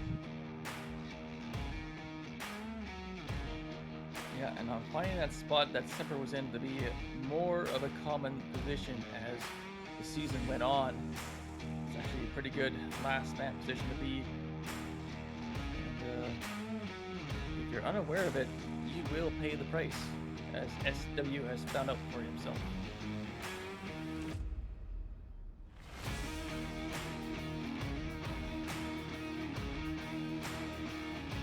They've done so well considering they are only on 4 players. Looks like 5 men were also now lost someone as well, unless they're just opting to go for a 4v4 for the last one. But Arsemper sitting on 9 kills to 5 deaths, Engage 8 kills to 4 deaths, and Dazzler 6 kills.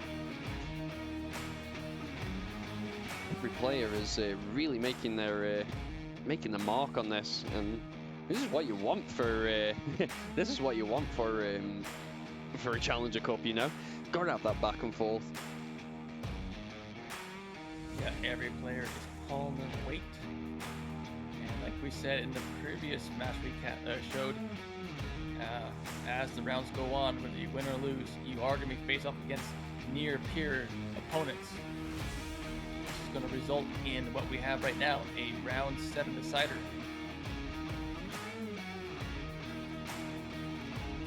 Hello there, Willow. Nice to see you jumping in to catch the stream. We are the great hair brothers, that is true.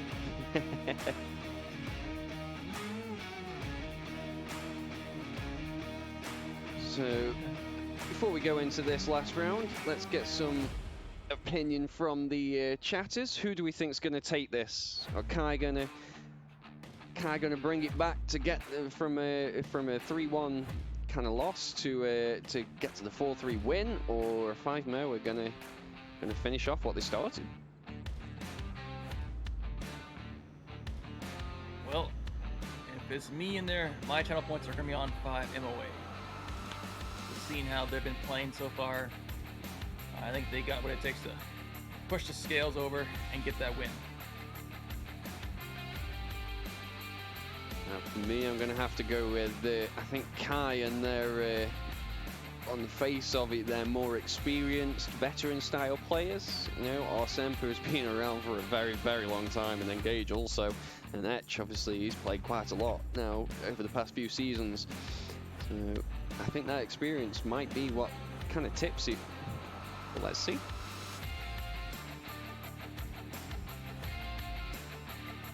Looks like we got our 5th player for 5 MOA back in. We are still sitting with 4 players from Kai. We could potentially see the round start shortly if it's going to remain that way. We do have the West Market objective, so it is going to favor 5 MOA.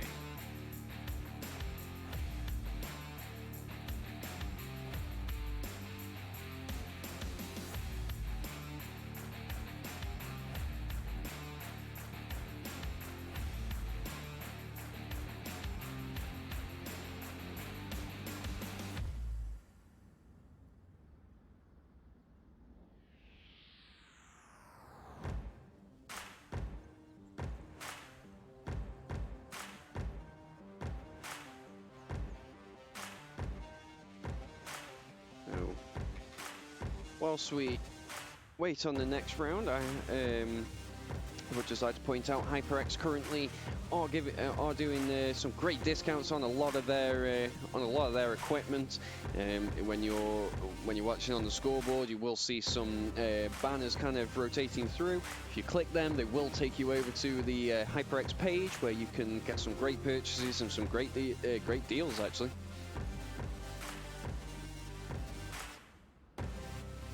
HyperX, renowned audio product company, both headphones and microphones. Definitely the best time to, if you want one, now's the best time to get it. And looks like we have the reemergence of Smithy on the Kai team. And this is a very crucial moment, actually, like we were saying earlier. You don't want to be the team to lose a map, because notoriously, if a team loses a map, you probably may not be getting into those round robins. So this is crucial. And we have got the far western objective, though, which is a very Volk-friendly objective, actually. Going to be interesting to see how Kai approach this.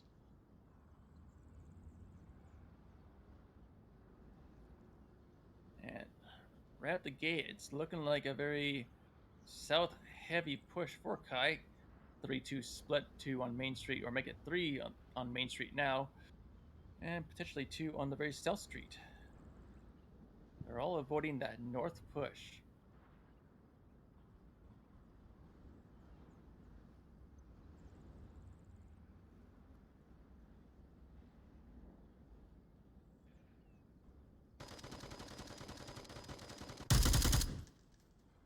Smithy laying down some pre-fire maybe into the mini market, or he did spot a member of 5 Moa moving around there. Not going to land any shots though. Just do need to open that up.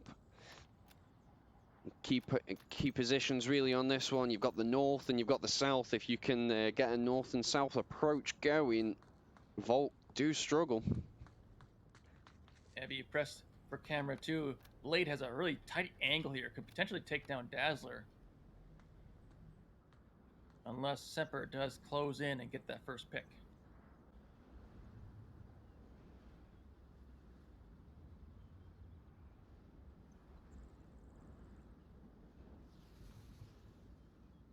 I think the key thing here is taking out Blade. As you can see, he's got a great line of sight from that building in the western courtyard into the far west, which will stop Dazzler and Smithy from being able to approach there.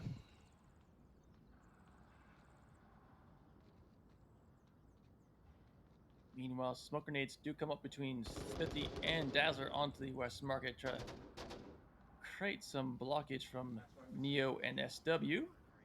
They'll still have to contend with Blade on it's going to be a very open cross.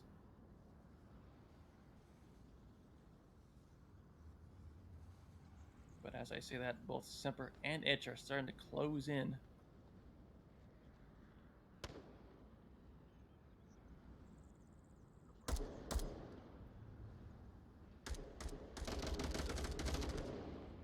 Oh, nice pick from Semper. As we say, that is the crucial one there.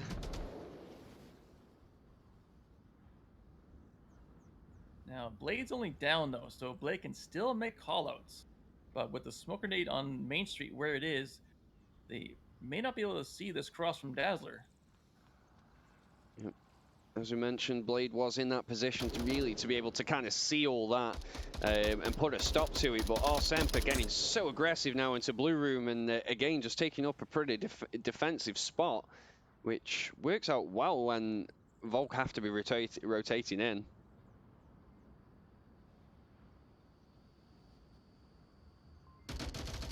Ooh, and Semper with a second kill of the round finds Apex Diver. Yep, as I mentioned, it's just that cross from the western courtyard, or just doing anything from there. Blue Room, such a powerful position really for Marsoc or Semper. Does so well to get into there. And Neo finding a pick of his own though onto the mini market, which is going to slowly put a stop to this approach. Smithy going to be second guessing what he's doing now, and you can see SW also in a position to be able to cover the cross. There's Smithy with the delayed refrag. SW might get the refrag right now. He's just not sure. Semper's capping, Semper's capping. And there it is, all the commotion going on. The question is he going to be able to get it?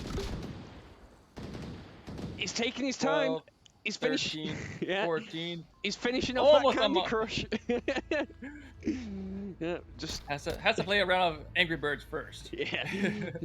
He had to quickly feed some of his plants in Farmville, you know. Just got to make sure that went well.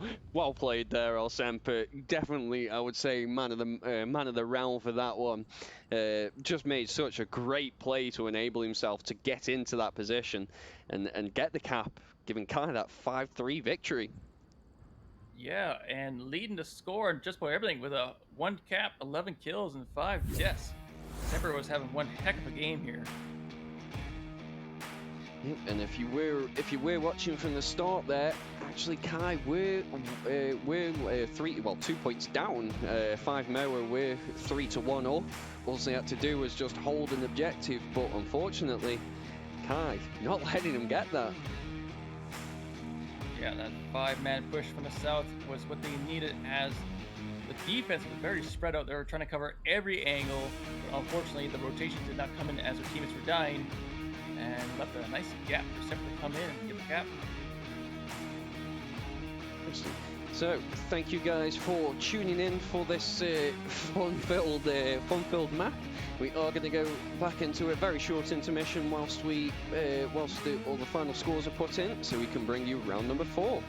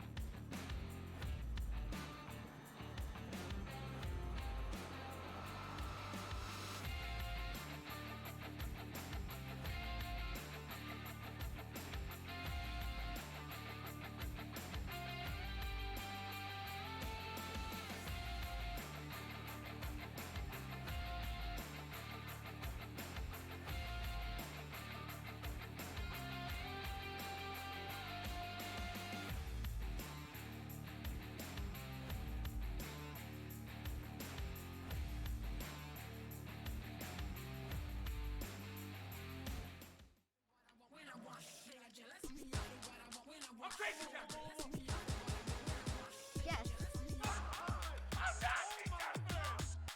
Easy going right there.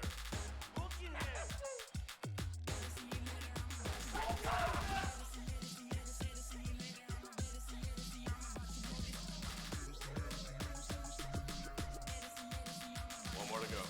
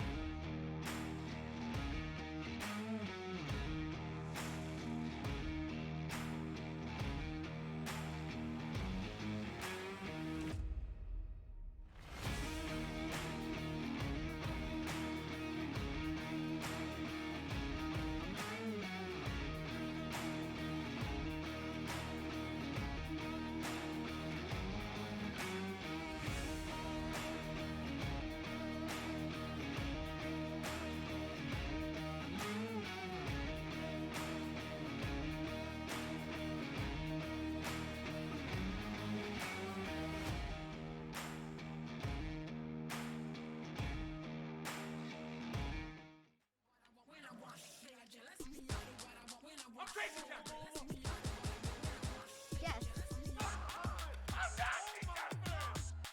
Easy going right there.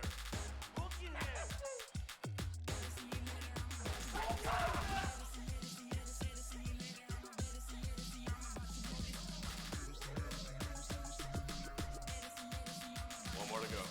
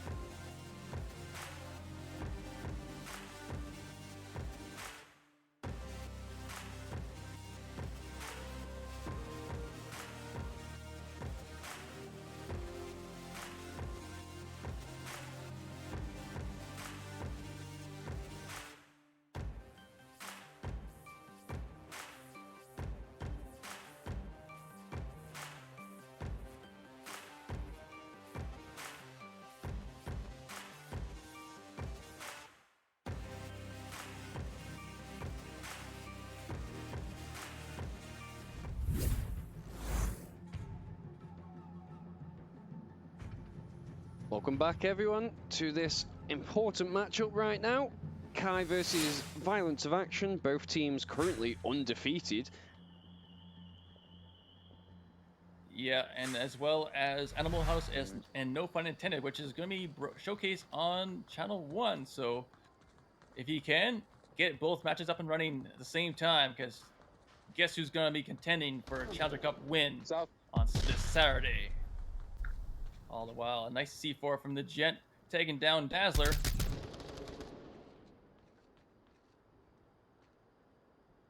He is holding the south approach pretty strong, but unfortunately, Etch going to be the one to find him there with an M249. Yeah. Get the revive. Be careful with those repeaks. Mm-hmm. He will get the revive also. And this is the marketplace objective, which is a difficult one to attack and defend, actually. It really requires a lot of cohesion from a team to be able to get the win on it as Marsoc, but also Volt need to have that tight defense. Yeah, we got Real Squid Lick gets a nice pick, shoots Dazzler right in the back. We'll have to contend with Edge looking for that refrag, but looks like Ultimate Rifle might get the pick onto Edge, but there's a nade. Oh! Oh, I just missed what that. What a nade! I was watching the other little bit going on with Snobby defending Real that Squid so fairly. Chucked a nade, and it was pretty much right underneath Etch. So Etch got a little. He went from being in the Marines or the Marines. He went from the Marines to the Air Force real quick. Well, meanwhile, very quickly that has gone from a pretty strong Kai push to Violence of Action, holding this really well, and Orsemp and now the remaining member gonna go try and take out Snobby.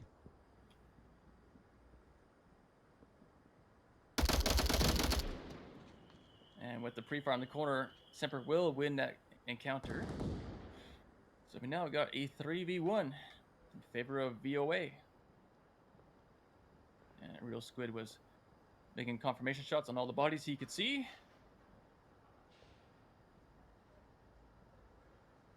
You can never put too many bullets into your enemies. Does always pay to just double check that somebody actually is dead, because you don't want an issue where if a person's just downed and being really quiet, you get taken out while you're watching them, and then the revive comes out. Can definitely turn things around very quick. Or if you're up against El Vegas and you see a body with gear everywhere, it helps to confirm it, because you never know if El Vegas is actually just plain dead. Yeah, not something we see too often nowadays, but yeah, it was a thing a very long time ago, which is very common, and El Vegas, he's been around a while, so does use it pretty well.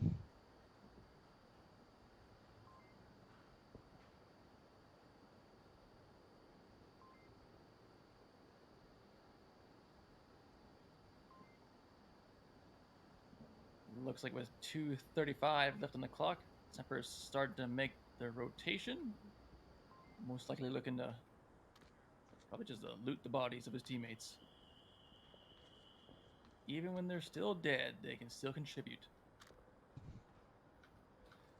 And on the face of it, he has got a lot of utility that he can take here. I've just spotted a couple smoke grenades and various other bits. He is going to be well equipped.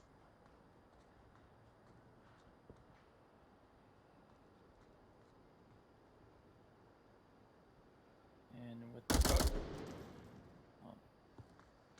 pre-fire, going to give away the position. We'll have to contend with Ultimate Rival, who's in a very tight angle. Look, but laying prone as well, so it may not happen. But as of course I say that, Semper decides to go somewhere else.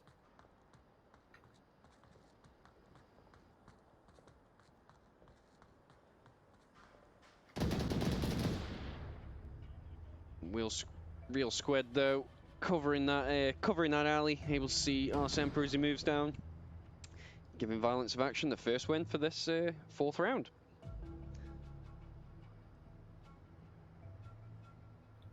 very strong defense come from VOA. I mean, this objective is difficult to attack as you're essentially going through 3 alleyways or tunnels, so it's 3 fatal funnels you gotta walk into. And so he who fires first usually wins.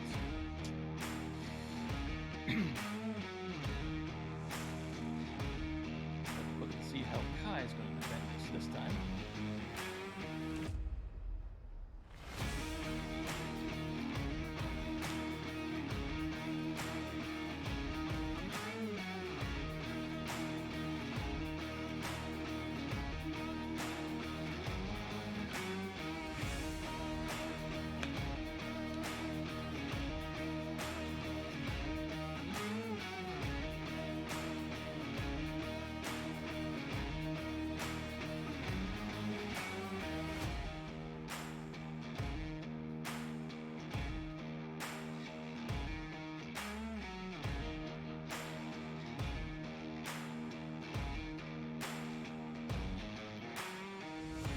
Go. Everything should now be all moved around, looking somewhat nicer. And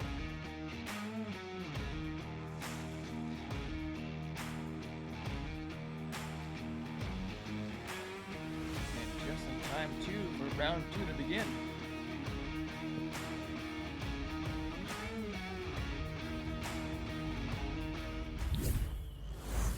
Looks like VOA will have the same spawn as what Kai had. See if they have a similar push. Certainly that south spawn can be important really for Marsop because it just gives them that edge when it comes to getting up those south stairs. If you get that north approach, then you're kind of stuck with that and the overpass. And 15 seconds into the round, the Jet will find our Semper in the sex shop alley. Question is, that's going to be a very important pit, really. Our Semper has definitely been the kind of like player of the day for Kai.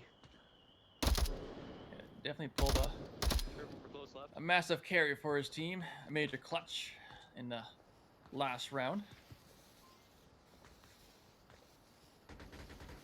And already we got Squid and Jet near the objective as Etch just finds a pick. Make that 2 picks. Yep, lots of action going on right now from the objective room. Jen's covered in the smoke, is going to disperse soon, but more smoke's coming out now from Ghost. Dazzler finally pick onto the Gent. That's big. And looks like Etch is making a long rotation. Looks like they're going to be taking the south stairs where they spawned. Hope to flank from behind as the two meet up face to face in a trade. Yeah, and the objective is open. Snobby and Ghost really need to use this time wisely now because Etch is very quickly making his way down into that alley, and they are going to get picked off from the back. The nade coming out from Smithy, holding his position well. Looks like this flank may come in and pay off. Oh! Snobby, they're watching for it, saving Ghost's life. Now got a 2v1 now in favor of Kai. We could, and all the while, looks like the smoke is about to dissipate, and it does, so no utility in favor for him yet, as we get a trade. And with engaged, last man alive, Kai will get their first point.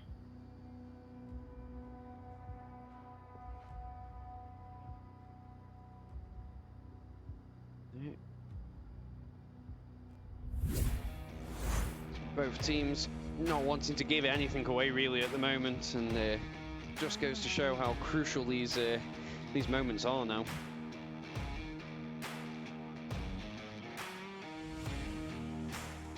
Yeah, we are effectively in the semi-finals for today's tournament. Winner moves on to contest the winner of the other match that is being casted by Nightfire and a Sky Joker. The winner of that match will determine who's going to move on for the opportunity to be the 8th man in our postseason. Definitely, and both these teams so evenly matched really at the moment. It's hard to say who's going to pull ahead.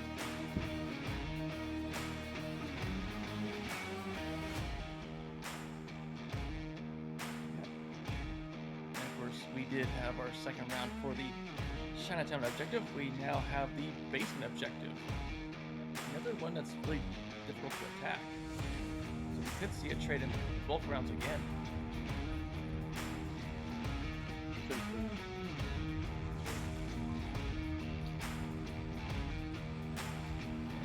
Got ourselves a shield. Edge has found ourselves a shield.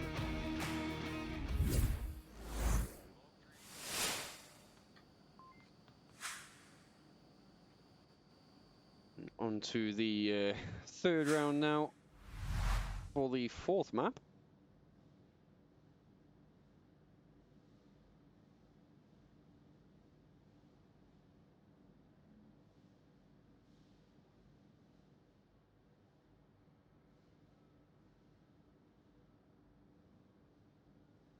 Now, I could be mistaken, but I don't think the shield is allowed, but I'm probably wrong.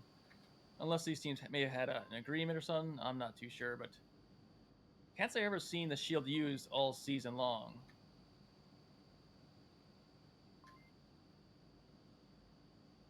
Certainly may make a difference though for this one. Etch does have a rifleman behind him in the form of Dazzler. I think there's one by barrels, maybe. A very common left side of town. combination here with one player with a shield, the other player with a rifle, playing in tandem, trying to force their way through the defense. Yes, and as Marksman has quite rightly pointed out, VOA, I think they've got like a seven wins out of 8 games on this one, or 8 maps on this one. Oh, wow. So it is going to be a tough one for Kai. And we got our first kill of the round with Snubby Rider taking out our Semper from the South Train. It is important to keep an eye on this top platform. As long as you've got one member of Volk still up here, they can cause a little bit of an issue for Marsot when they're trying to approach from the stairs. It definitely pays to have at least one guy up here.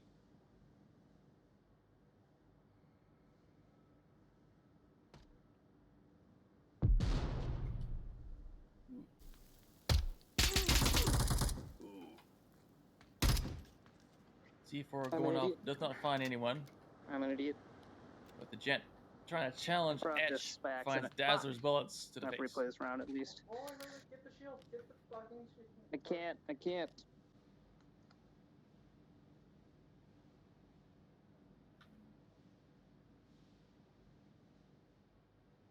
It seems like there's a little bit of a discussion on the shield there between Dazzler and Etch, so we will plan to engage, see how he's doing. As I say that, Ghost is going to be watching that tunnel with a great check nade to finish off Dazzler. Echo 3. And he is using the AS Val, which you don't see often. No, there's... It's AS Val with iron sights. Just trying to flex. What next? P90? Oh, don't say that now. And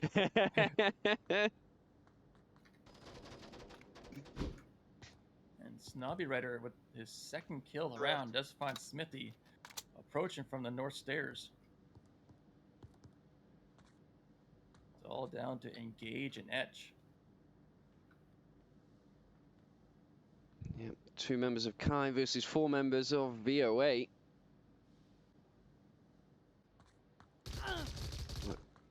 in basement. It does seem like Ghost has actually played a really smart game by placing a gun with a flashlight just down the tunnel there, which would have been covering their vision. Didn't spot that. Unfortunately, it did not work in their favor in the end. But now we got a 3v2 in favor of violence of action. Yep, and Snobby being off the objective.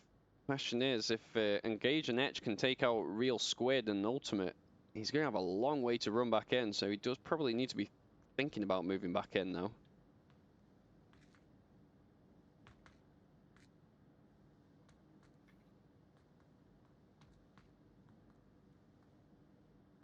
He's on OBJ. He's on OBJ.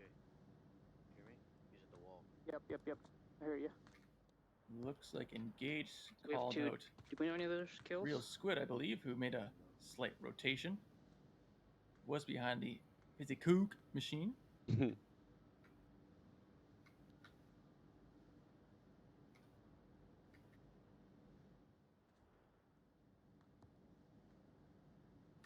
I like Snobby's position.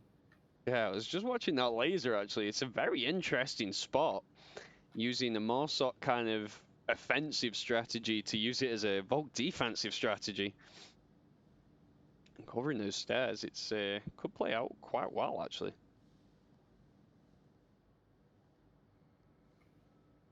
And we'll see if Engage checks the angle, which looks like he's starting to, or peels away now.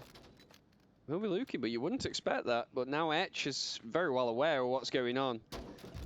Unfortunately, though, Snobby going to get a very quick shot onto his face there and just get the win.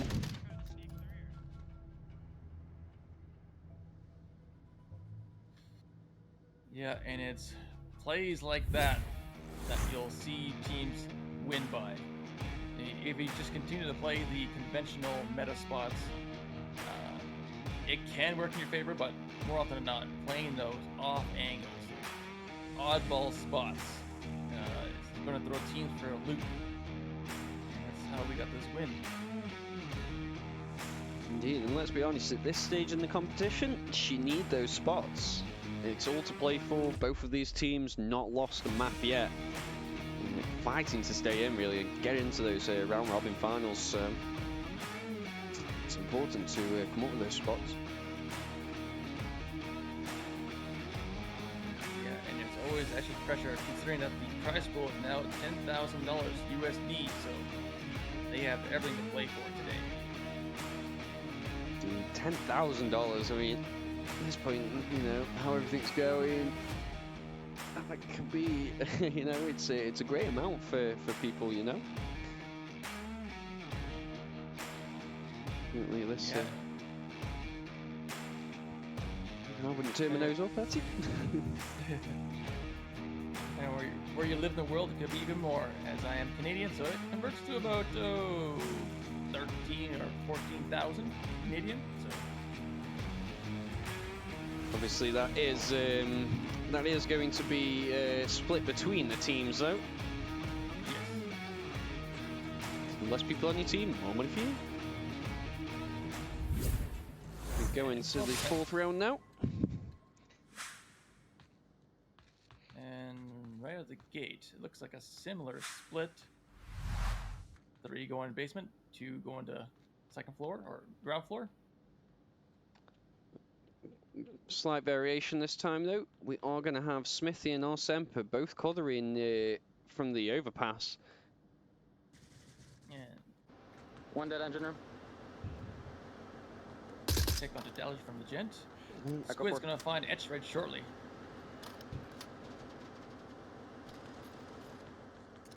I think Dazzler was just getting a little bit aggressive there, but -1, Real Squid and Ghost Oh both my finding picks God. of their own, very quickly taking out the Kai defensive. Orsemper, though, will get the refrag onto Ghost. Yeah, Kai's not going out without a fight. Looks like Semper spawning Squid. Not quite land those shots, but Squid is. I think he ran out of ammo. Oh. Now a 3v1. It's all down to Engage. Does just go to show how quickly things can change. VOA really proving that they, you know, they've got a commanding lead on this map and that they must have played it quite often. Yeah, I've gone up against this team before, and I can tell you for a fact that they are well practiced on Subway. what was that, like a minute round kind of thing? You know, I know it's like 110 on the board, but 10 seconds of that is just set up. Snobby Writer, 8 kills to 2 deaths. Really pulling for his team there. Real Squid also just following up behind him. Ghost.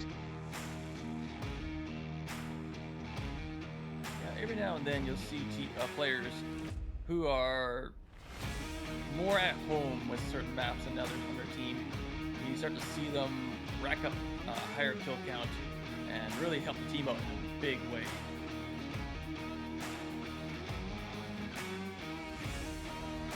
Now we got a new objective, and it's the newer of the objectives, the South Stairs objective. This one certainly is fun. This one's actually can be quite difficult to attack, so Kai is really having an uphill battle here. This RMAT got But we did see though on that last Bazaar map that Kai perform well when they're behind. So I wouldn't count any chickens till they laid those eggs. They have been given the favourable spawn as well, of the more aggressive, so they're going to be quick onto the alleys.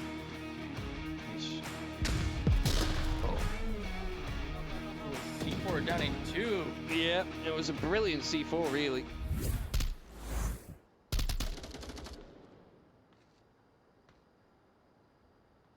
Echo 3. Jet with 2 kills. Not quite getting the 3rd kill. Will be taken out, making it a 4v3 in favor of balance of action.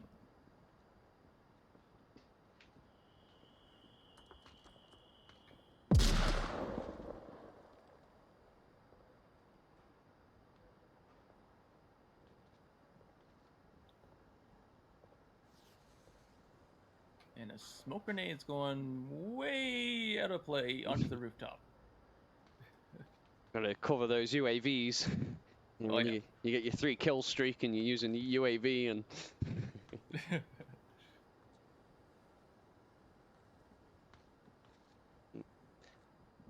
and Kai do seem to have slowed down just a touch, given the fact that they were given that much quicker much quicker spawn, should I say, sorry.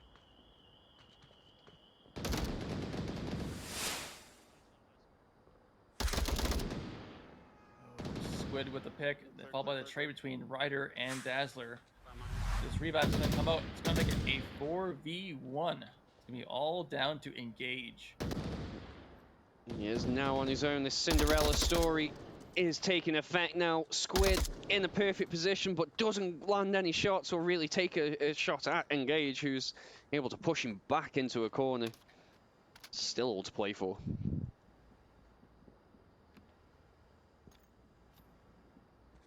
Yeah, I can only imagine what's going through Engage's head as he walks by one dead Marsoc after another as he pushes up this alley.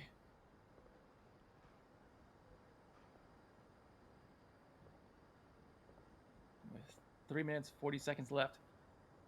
Plenty of time to shoot and scoot, get some picks and rotate. And he has got all the equipment around him. As just watching Engage now, he's found 2 sets of flashes. Whether they'll be able to be used or not is another question.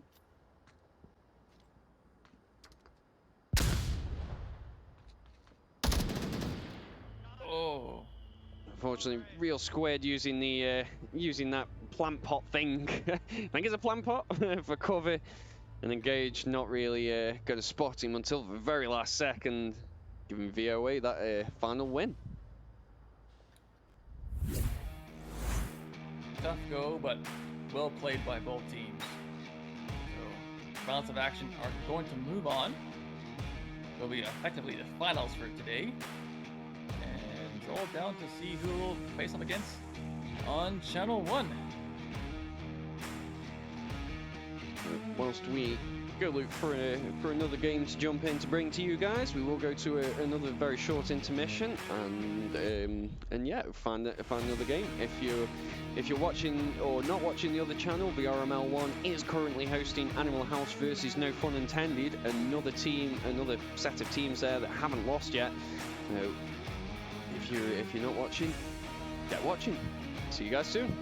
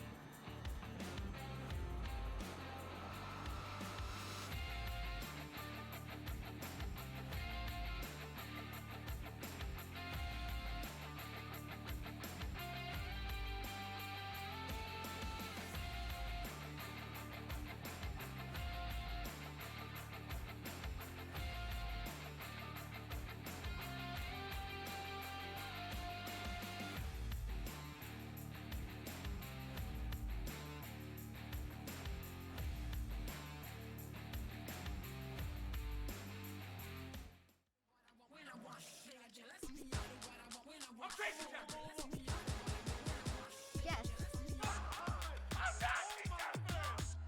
Easy going right there.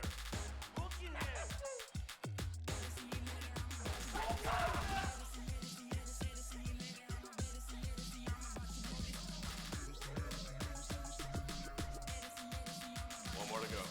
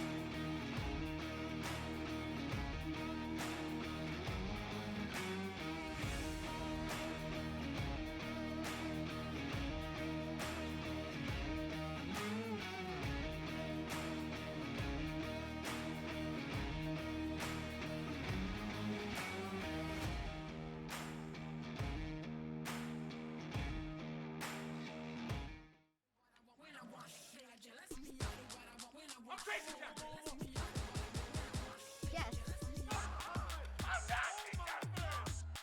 Easy going right there.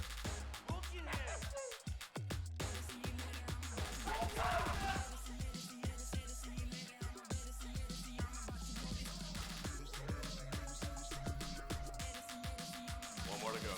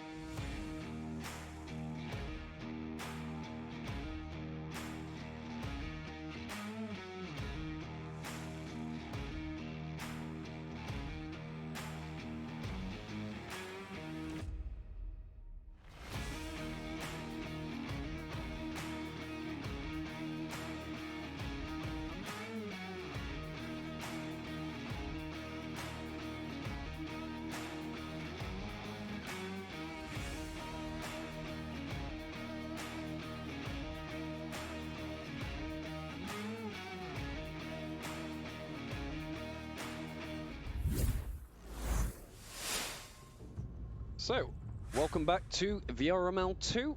We are going to bring you OJC and Dark Tidings. Still hosting myself, Jamie, and here co-caster Nomad. Howdy, howdy. And this is the last round of the Challenger Cup for today. So thank you all for coming out and watching and following the channel today. Tomorrow we will be bringing even more games over on VRML 1 right now. No fun intended. Are taking on VO8 for the undisputed winner of today.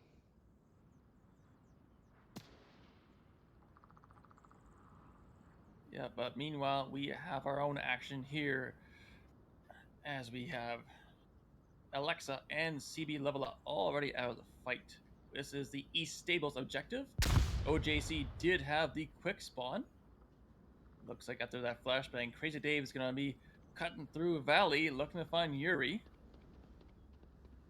And a very good flank, really. Yuri not going to be prepared for this. Now Shinzu hearing those gunshots, looking for that refrag. Crazy Dave using the topography to his advantage though. Stay out of sight. Meanwhile, we do have Rabbit Sun in the South Bungalow, and we have TK Japan, upper red, or in between upper and lower red truck.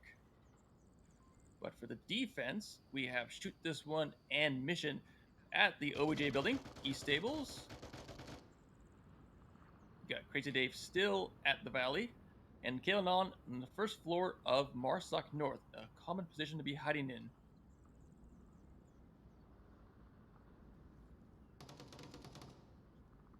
I'm really liking the look of this OJC offensive right now. They've got such a good split. CK and Shinzu, I know they work so well together, and they may just be able to help each other out on this approach. Yeah, if Rabbit Sun staff and Shinzu can time it right, they can pinch Kalen on, clear that building, and just try and work together and try and either force a rotation between Mission and Shoot This One, get that one pick and possibly cap. Yes, the important bit here is going to be the discipline for Mission and Shoot This One, and not rotating. No matter what's going on, they've got to cover this objective.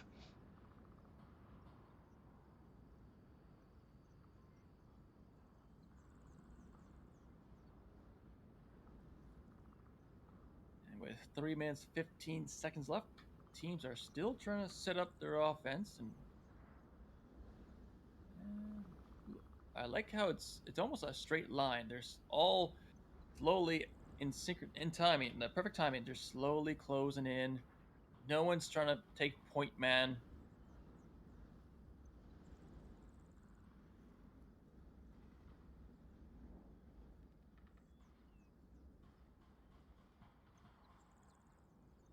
Rabbit Sun trying to use the topography to try and bypass Kalanon. We'll have to be careful, as Kalanon did hear some calls from Rabbit Sun, so is aware of Rabbit Sun's approximate location. Kayla's just got such a great line of sight really onto the objective, or just where Rabbit's coming from, and these smokes now going to give it away, and there it is. Like I say, he was just in the perfect position really to cover that approach. But Shinzu going to be very well aware of where he is.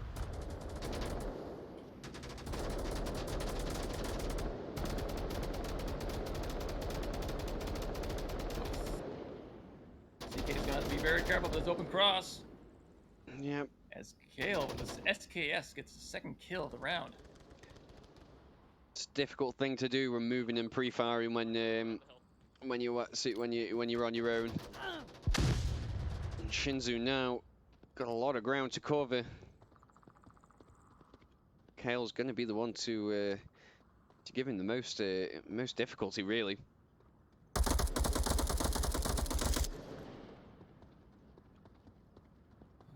Shinzu is starting to make progress though. Downing Mission. One down, 2 more to go.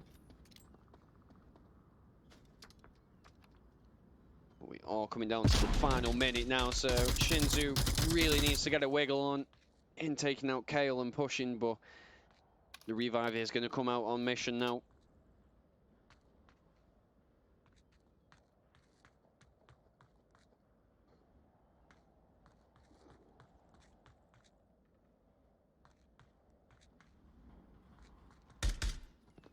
Oh, that was close. Kale not quite land those shots. Was in a good position, able to cover that cross, but unfortunately the reflexes just weren't quite there. Now they just gotta wait with 30 seconds left on the clock.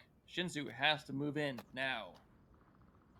Kind of trying to get this smoke from the floor there, but he wasn't able to pick it up, so opting to just run back in now, but I don't think he's going to have the time really to get in, unfortunately, though. But Kale covering the cross easily takes him out in the open, giving Dark Tidings the first win for this round.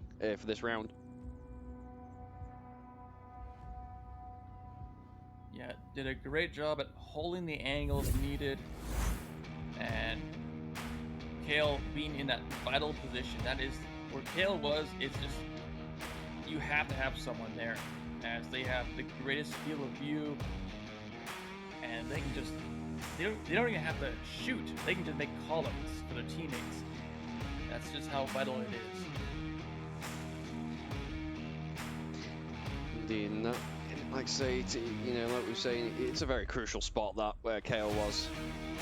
It's just, it shuts down the entire southern approach really. Just denies any access from the valley. As you can see there, just gives him a nice easy win.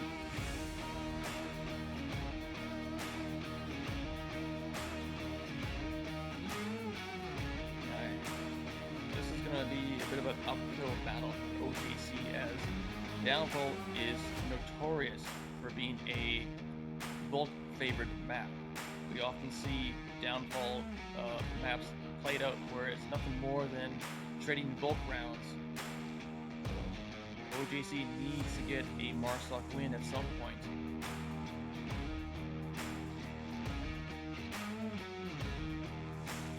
Looks like round number 2 is underway.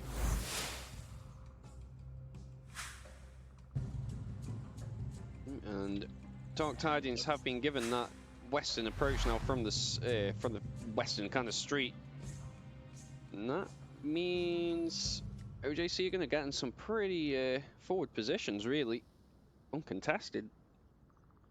Yeah, not quite the quick spawn, but they do have Kalanon, who is a frequent user of the Marstock air drone, so they will have eyes in the sky, trying to figure out where the defense is going to be.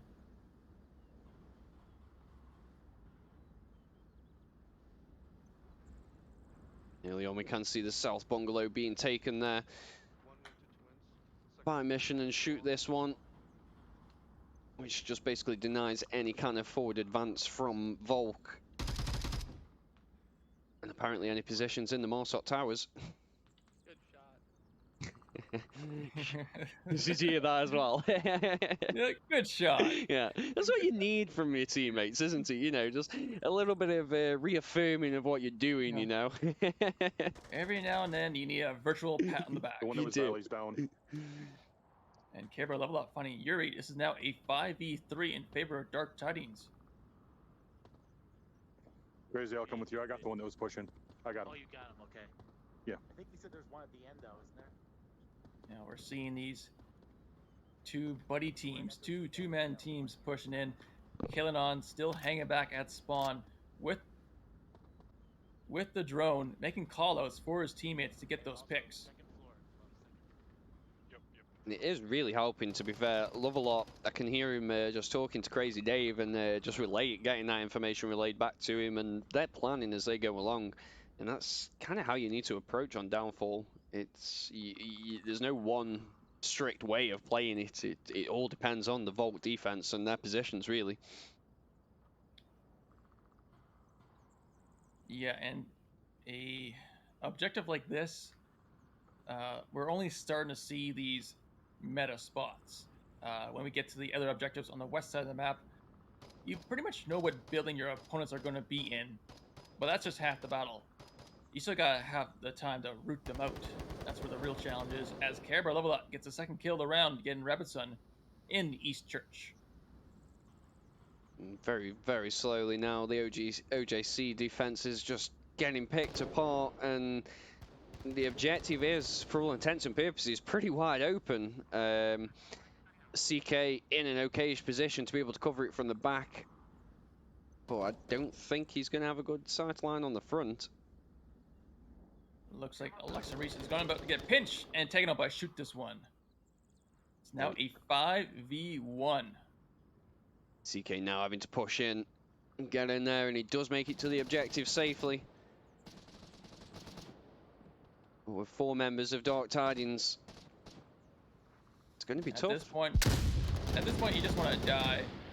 Just deny the cap. If the cap comes out, it's all but over. So the choice he's got now, does he take out Lovelot or does he go for mission? Ooh. And he will take Lovelot out, but he's left the front completely open now. Now a 1v3. CK so fluid in his movements, just able to jump around here, there, and everywhere. And Dark Tidings not really able to like pinpoint his exact position. He's playing this so well as the last member of Volk. Yeah. CK is gonna prove me wrong here. He's gonna get the final 3. Which would be a squad wipe. Yeah, a 1v5 clutch on Downfall. Yeah, hate to see it.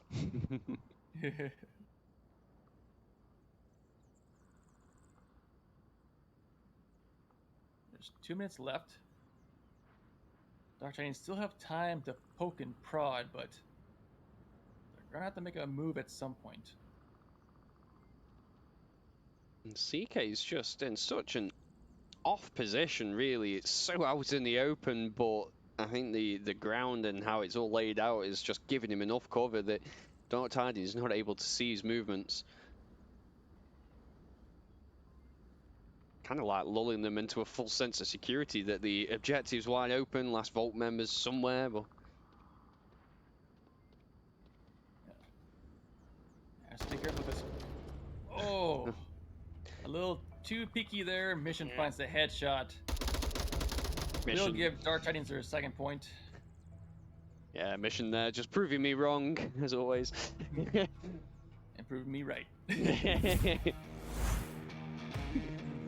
was a great attempt, really, from CK there to just get the objective defended, but he had a tough go of it, really. Able to take out a couple members, and maybe if he'd just found that position to lay down somewhere, he could have got a couple more, but it was only going to go one way, to be fair. Yeah, and where CK was, he was not going to be able to get the pick and rotate, as Kalanon was again in North Marsoc in that sniper position, so probably would have been picked off before the rotation could have been made. But still, in the end, what an effort. Now, after 2 rounds of that objective, we now have the Heli 2-story objective. This one can get spicy.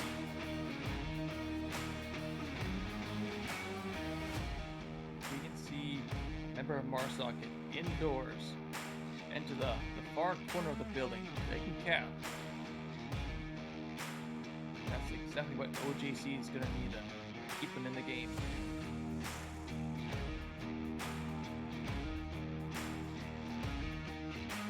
Certainly is going to be a tough one now for OJC, but it's not impossible with this objective. There is the chance of getting in on the basement of North HQ and getting that quick cap before Vault realise. So you've got to be watching it, and you've got to have a member of defense in there.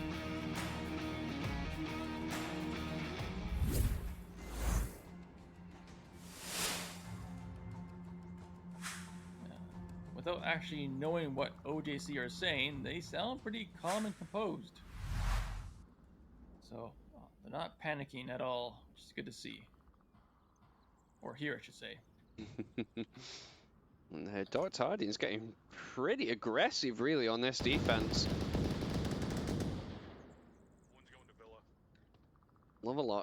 did get the early sights onto a member of the OJC offensive, Yuri, and called him out.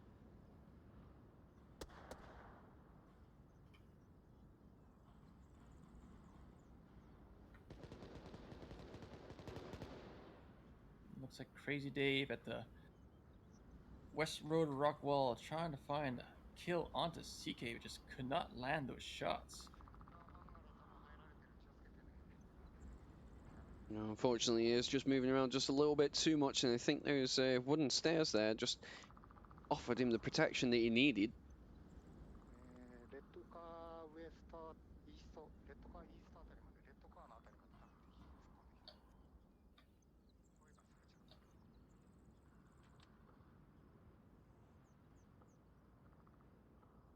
ゃった。Kalanon on the rooftop of Center Hotel will find a pick onto Rabbitson, who was in Valley. Lux Reese is the only one left in Valley. And we'll have to open cross to make if they want to push up. And Gonna be pretty risky. Yeah, this is the crucial moment right now, really, that where OJC really need to be kind of getting some ground covered. CK and Care Bear both trading there in the upper red truck, both down though. No one going to be there for the revive. Looks like Kalanon is looking for the finish off CK, to finish off those callouts from him. While Shinzu does get the confirm. Shoot this one, finding Yuri in the north. And now Shoot This is pushing up, looking to confirm CK.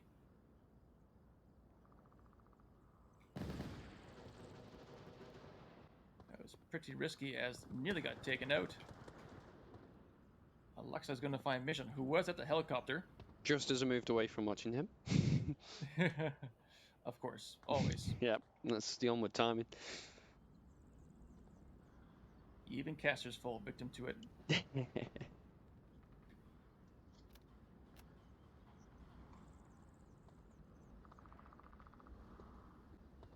Shinzu really needs to get in line now with Alexa and try and help Excel, I should say, and try and help out on the push, because Shoot This one will just finish him. 4 Valley's last.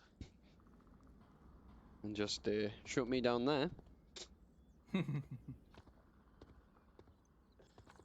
Yeah, with 2 minutes 45 seconds left, is a 1v3. Give me that. We'll have to try and get around Kalanon, but we'll have to get a pick onto Crazy Dave. Pretty sure Kale heard a couple footsteps from Alexa.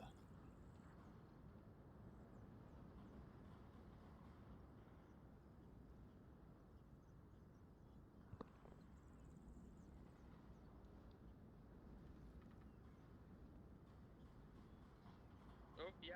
Oh. Red truck, West Road. Red truck, West Road. Yeah, Alexa has been called out. Kale super vigilant there and listening to everything and just spotting him. Branding dark tidings there. Third round of the fifth round. Yeah. Round 3 of Downfall. Round 5 Challenger Cup. Yeah, Kalanon doing a little bit of head bob in there, trying to minimize the exposure while maintaining visuals on his surroundings. How's it going, Sonic Shadow? Good to see you. Thank you for jumping in on the chat. Hope all is well with you. And anyone else who is who's watching this?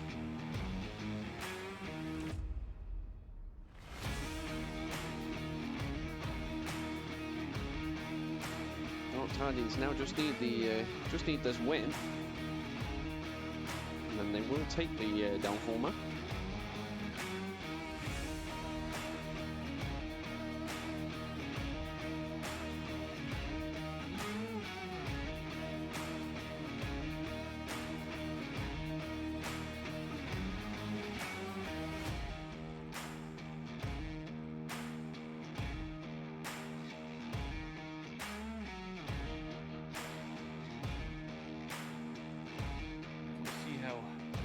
Tidings attack is, again, they're going to be using hailing on with the Marsoc drone to get a little bit more intel on OJC's defense, but this objective is relatively easy to defend for the most part. Is as long as you maintain a kill box, you can all but guarantee a bulk win.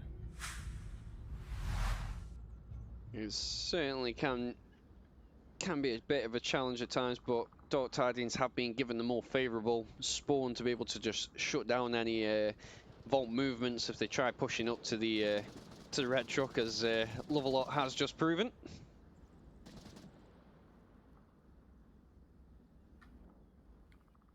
And a very hard push between Shoot This and Mission as they're built in each of the dumpster buildings. And Crazy Dave, with his trusty SA-80, will find a pick onto Alexa. Or was that CK? CK on the West CK. Road there, yeah, moving around Okay. near the red truck, and Mission finding another pick of his own.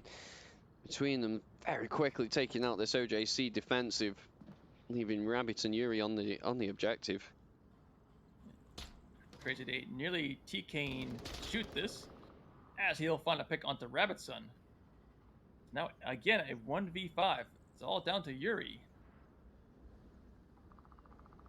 He's in a good spot, or well, probably the only spot really at this point in the game, but he isn't covering the basement. If Dark Tidings push around from the west, they could get in there and get the cap. Yeah.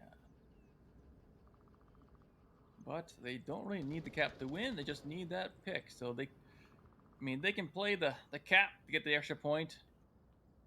But really, they just need that one kill. And you can see Yuri's laser just slowly scanning. It's touching people, but it's not finding the shots onto them. Oh, looks like a lot of suppressive fire. Oh, with that pick. I bet the Lovelot was nothing over the cap, but with that pick, Dark Tidings will sweep Downfall, a score of 4-0. Such a commanding victory, really, on that. Dark Tidings proving that they've practiced this map over and over by the looks of it. They knew what they were doing on there. Yeah, Dark Tidings love their large maps, like their Downfall, their Snow Peak. Any large map they find where they got lots of room to maneuver, they're more or less the kings of it. Certainly proving that on that round. OJC usually being very good on these bigger maps. Actually, they really do play to their kind of play style of the slow and more methodical checking angles and things. But unfortunately, Dark Tidings just were the victors. Just happen to play that better. But on that note, that is us going to be signing off. Myself, Jamie, and Nomad. You want to say goodbye? Adios, amigos. It's been fun. Thank you all for watching today and catching the streams, catching the games, and hopefully we'll see you all again tomorrow for the Challenger Cup B. I think, Nomad, are you playing in that one? I am indeed. So Blackwatch will be participating in there, so yeah.